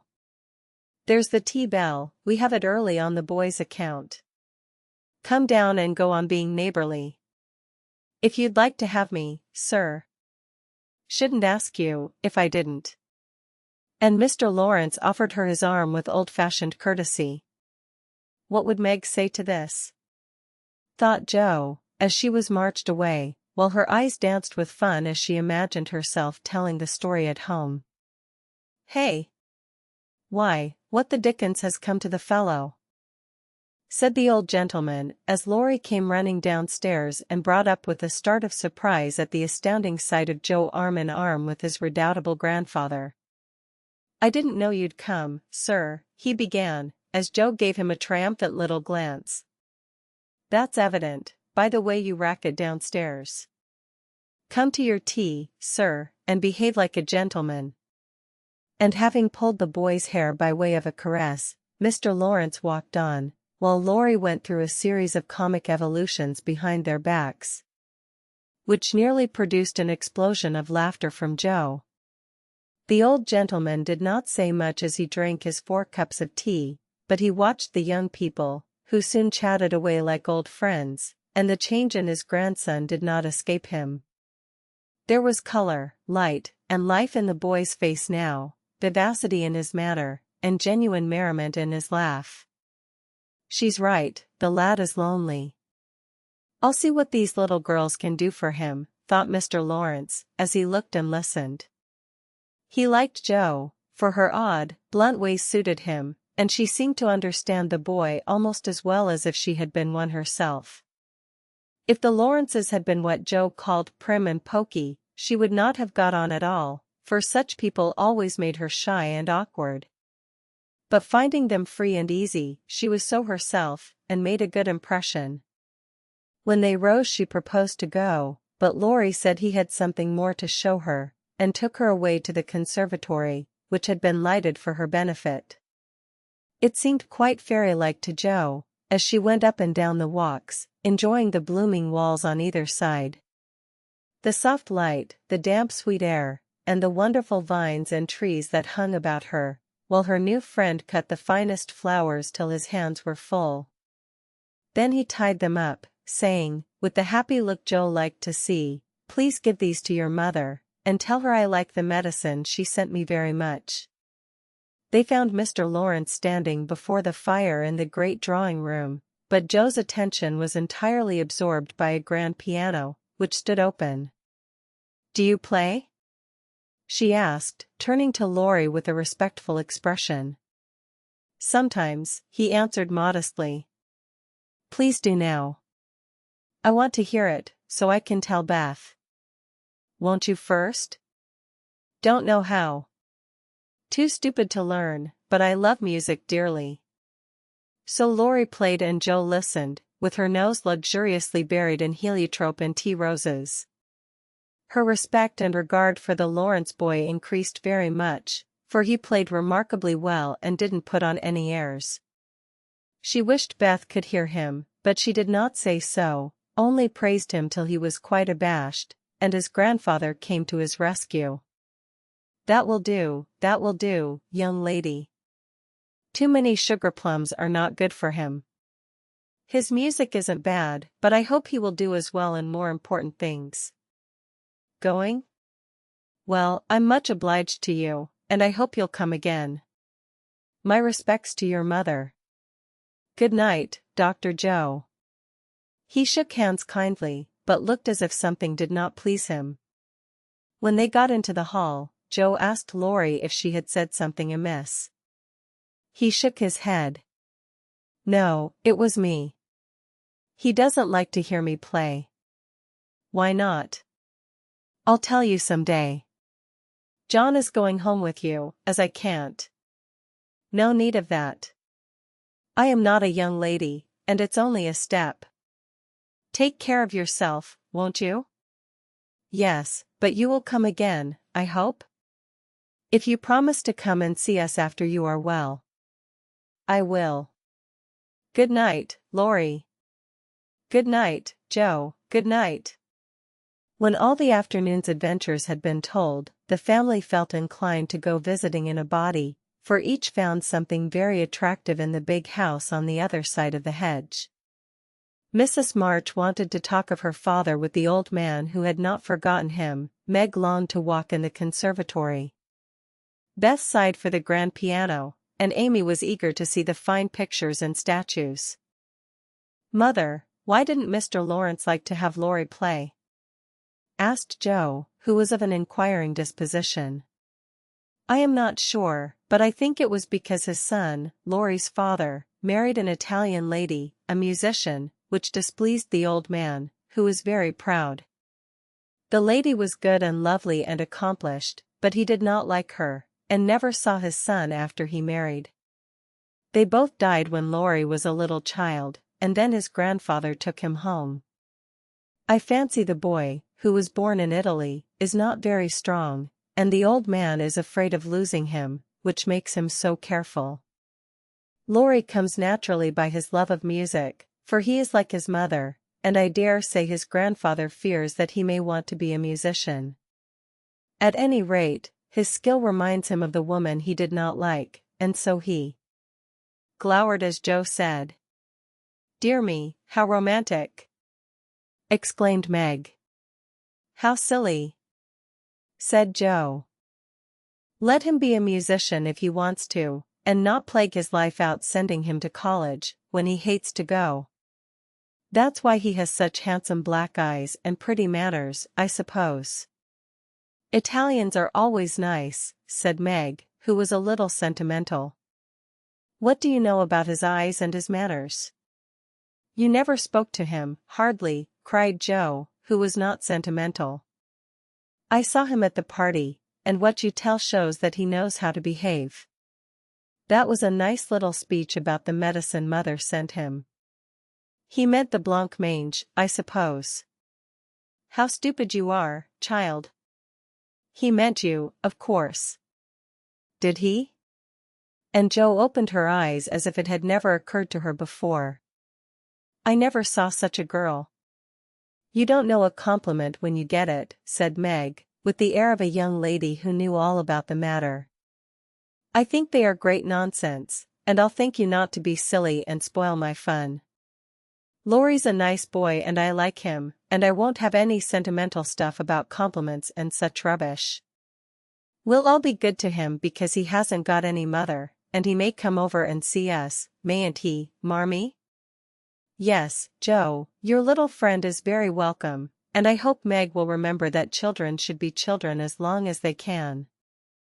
"I don't call myself a child, and I'm not in my teens yet," observed Amy. "What do you say, Beth?" "I was thinking about our Pilgrim's Progress," answered Beth, who had not heard a word. "How we got out of the slough and through the wicket gate by resolving to be good, and up the steep hill by trying. And that maybe the house over there, full of splendid things, is going to be our Palace Beautiful. We have got to get by the lions first," said Joe, as if she rather liked the prospect. Chapter 6 Beth finds the Palace Beautiful. The big house did prove a palace beautiful, though it took some time for all to get in, and Beth found it very hard to pass the lions. Old Mr. Laurence was the biggest one, but after he had called, said something funny or kind to each one of the girls, and talked over old times with their mother, nobody felt much afraid of him, except timid Beth. The other lion was the fact that they were poor and Laurie rich, for this made them shy of accepting favors which they could not return. But, after a while, they found that he considered them the benefactors, and could not do enough to show how grateful he was for Mrs. March's motherly welcome, their cheerful society, and the comfort he took in that humble home of theirs. So they soon forgot their pride and interchanged kindnesses without stopping to think which was the greater. All sorts of pleasant things happened about that time, for the new friendship flourished like grass in spring. Every one liked Laurie, and he privately informed his tutor that the Marches were regularly splendid girls. With the delightful enthusiasm of youth, they took the solitary boy into their midst and made much of him. And he found something very charming in the innocent companionship of these simple-hearted girls. Never having known mother or sisters, he was quick to feel the influences they brought about him, and their busy, lively ways made him ashamed of the indolent life he led. He was tired of books, and found people so interesting now that Mr. Brooke was obliged to make very unsatisfactory reports, for Laurie was always playing truant and running over to the marches. "Never mind, let him take a holiday, and make it up afterward," said the old gentleman. "The good lady next door says he is studying too hard and needs young society, amusement, and exercise. I suspect she is right, and that I've been coddling the fellow as if I'd been his grandmother. Let him do what he likes, as long as he is happy. He can't get into mischief in that little nunnery over there, and Mrs. March is doing more for him than we can." What good times they had, to be sure. Such plays and tableaux, such sleigh rides and skating frolics, such pleasant evenings in the old parlor, and now and then such gay little parties at the great house. Meg could walk in the conservatory whenever she liked and revel in bouquets. Jo browsed over the new library voraciously and convulsed the old gentleman with her criticisms. Amy copied pictures and enjoyed beauty to her heart's content. And Laurie played Lord of the Manor in the most delightful style.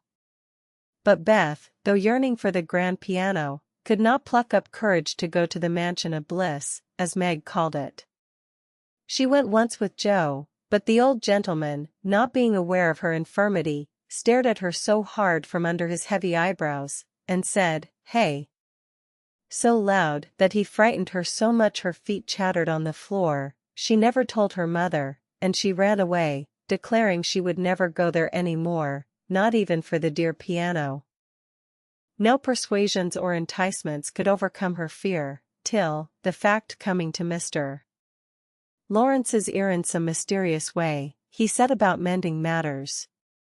During one of the brief calls he made, he artfully led the conversation to music, and talked away about great singers whom he had seen, fine organs he had heard, and told such charming anecdotes that Beth found it impossible to stay in her distant corner, but crept nearer and nearer, as if fascinated. At the back of his chair she stopped and stood listening, with her great eyes wide open and her cheeks red with excitement of this unusual performance. Taking no more notice of her than if she had been a fly, Mr. Laurence talked on about Laurie's lessons and teachers. And presently, as if the idea had just occurred to him, he said to Mrs. March, "The boy neglects his music now, and I'm glad of it, for he was getting too fond of it. But the piano suffers for want of use. Wouldn't some of your girls like to run over and practice on it now and then, just to keep it in tune, you know, ma'am?" Beth took a step forward, and pressed her hands tightly together to keep from clapping them, for this was an irresistible temptation. And the thought of practicing on that splendid instrument quite took her breath away. Before Mrs. March could reply, Mr. Laurence went on with an odd little nod and smile. "They needn't see or speak to anyone, but run in at any time. For I'm shut up in my study at the other end of the house. Laurie is out a great deal, and the servants are never near the drawing-room after 9 o'clock. Here he rose, as if going, and Beth made up her mind to speak, for that last arrangement left nothing to be desired. "Please, tell the young ladies what I say, and if they don't care to come, why, never mind." Here a little hand slipped into his, and Beth looked up at him with a face full of gratitude, as she said, in her earnest yet timid way, "Oh, sir, they do care, very much." "Are you the musical girl?"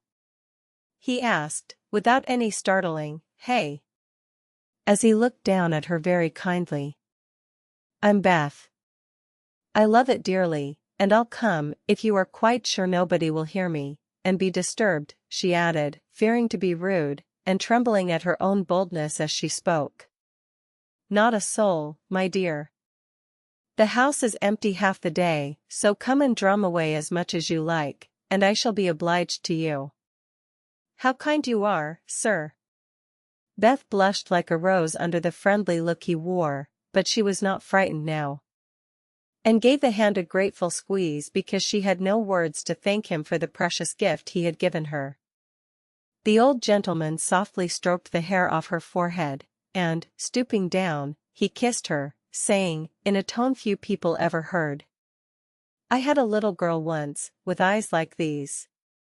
God bless you, my dear. Good day, madam."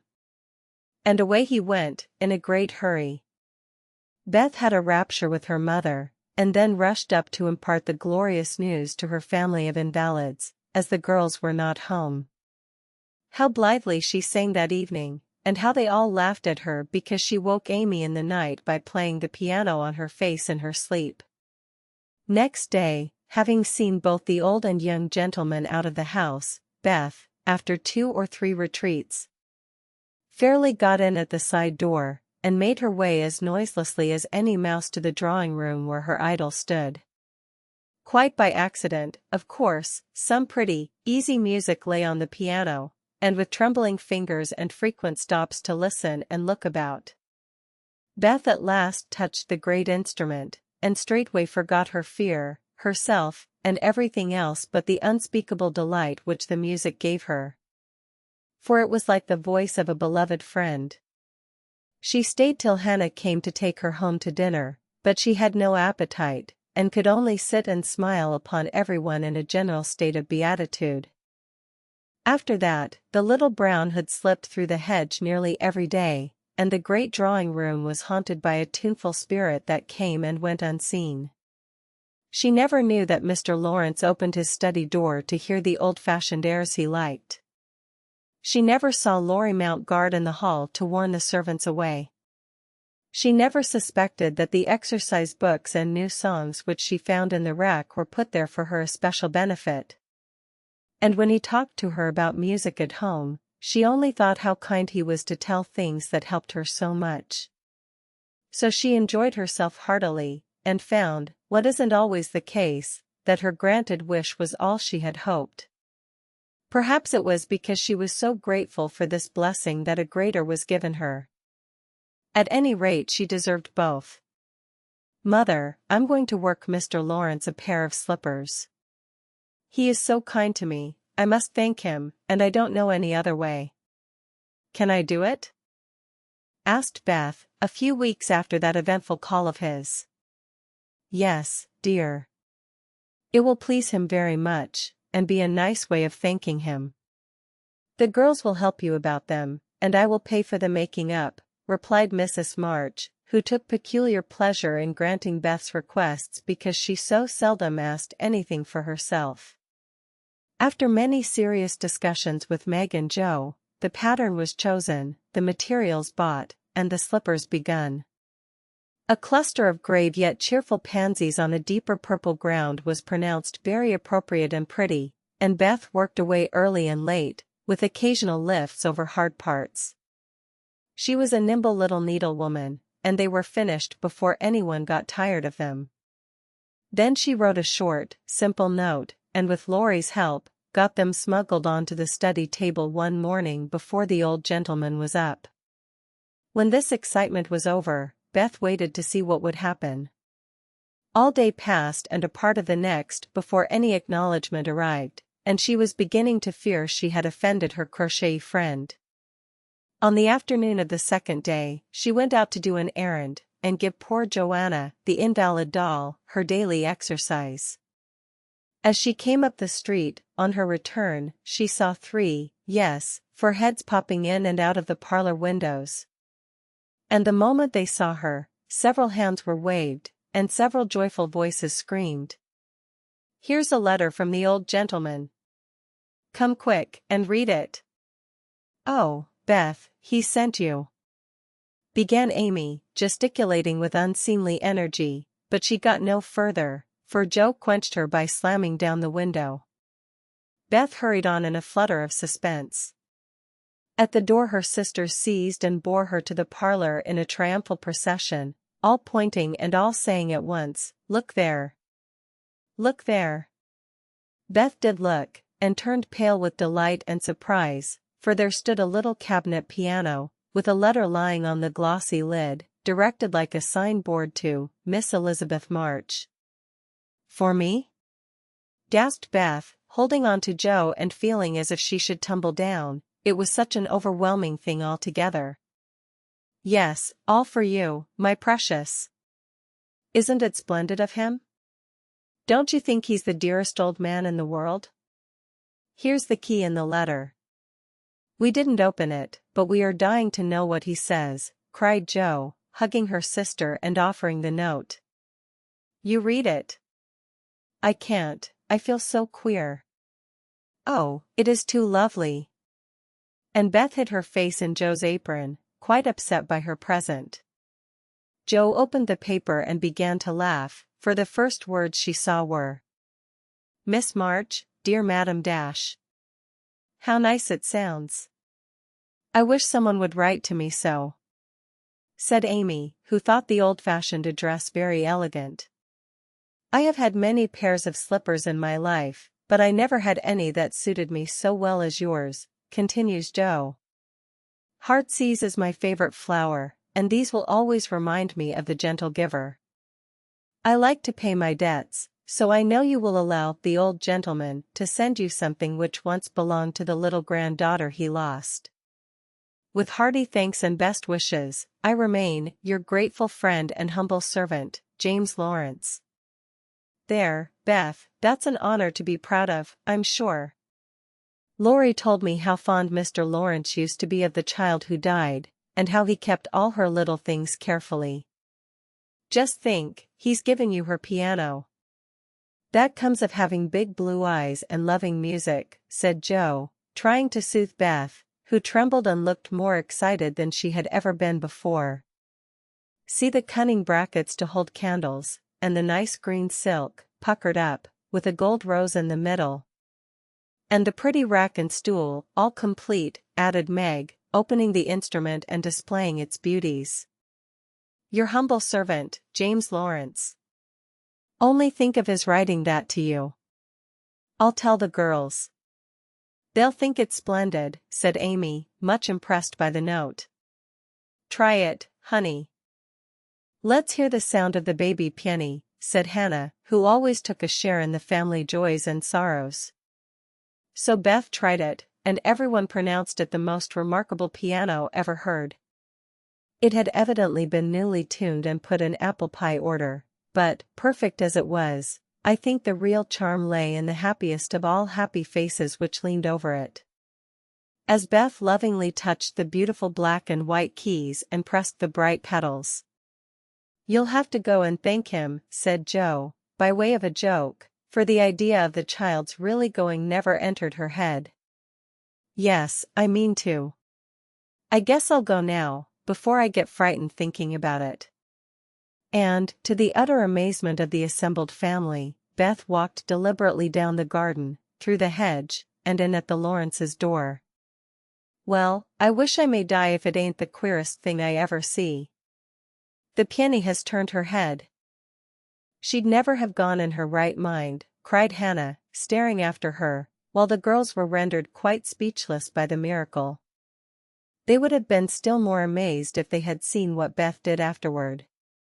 If you will believe me, she went and knocked at the study door before she gave herself time to think, and when a gruff voice called out, "Come in," she did go in, right up to Mr. Laurence, who looked quite taken aback, and held out her hand, saying, with only a small quaver in her voice, "I came to thank you, sir, for—" But she didn't finish, for he looked so friendly that she forgot her speech and, only remembering that he had lost the little girl he loved, she put both arms round his neck and kissed him.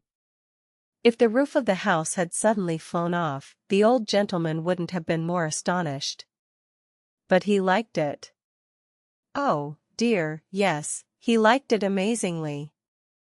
And was so touched and pleased by that confiding little kiss that all his crustiness vanished, and he just set her on his knee and laid his wrinkled cheek against her rosy one, feeling as if he had got his own little granddaughter back again.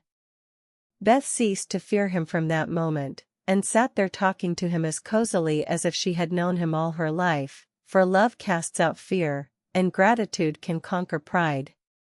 When she went home, he walked with her to her own gate, shook hands cordially, and touched his hat as he marched back again. Looking very stately and erect, like a handsome, soldierly old gentleman, as he was. When the girls saw that performance, Jo began to dance a jig. By way of expressing her satisfaction, Amy nearly fell out of the window in her surprise. And Meg exclaimed, with uplifted hands, "Well, I do believe the world is coming to an end."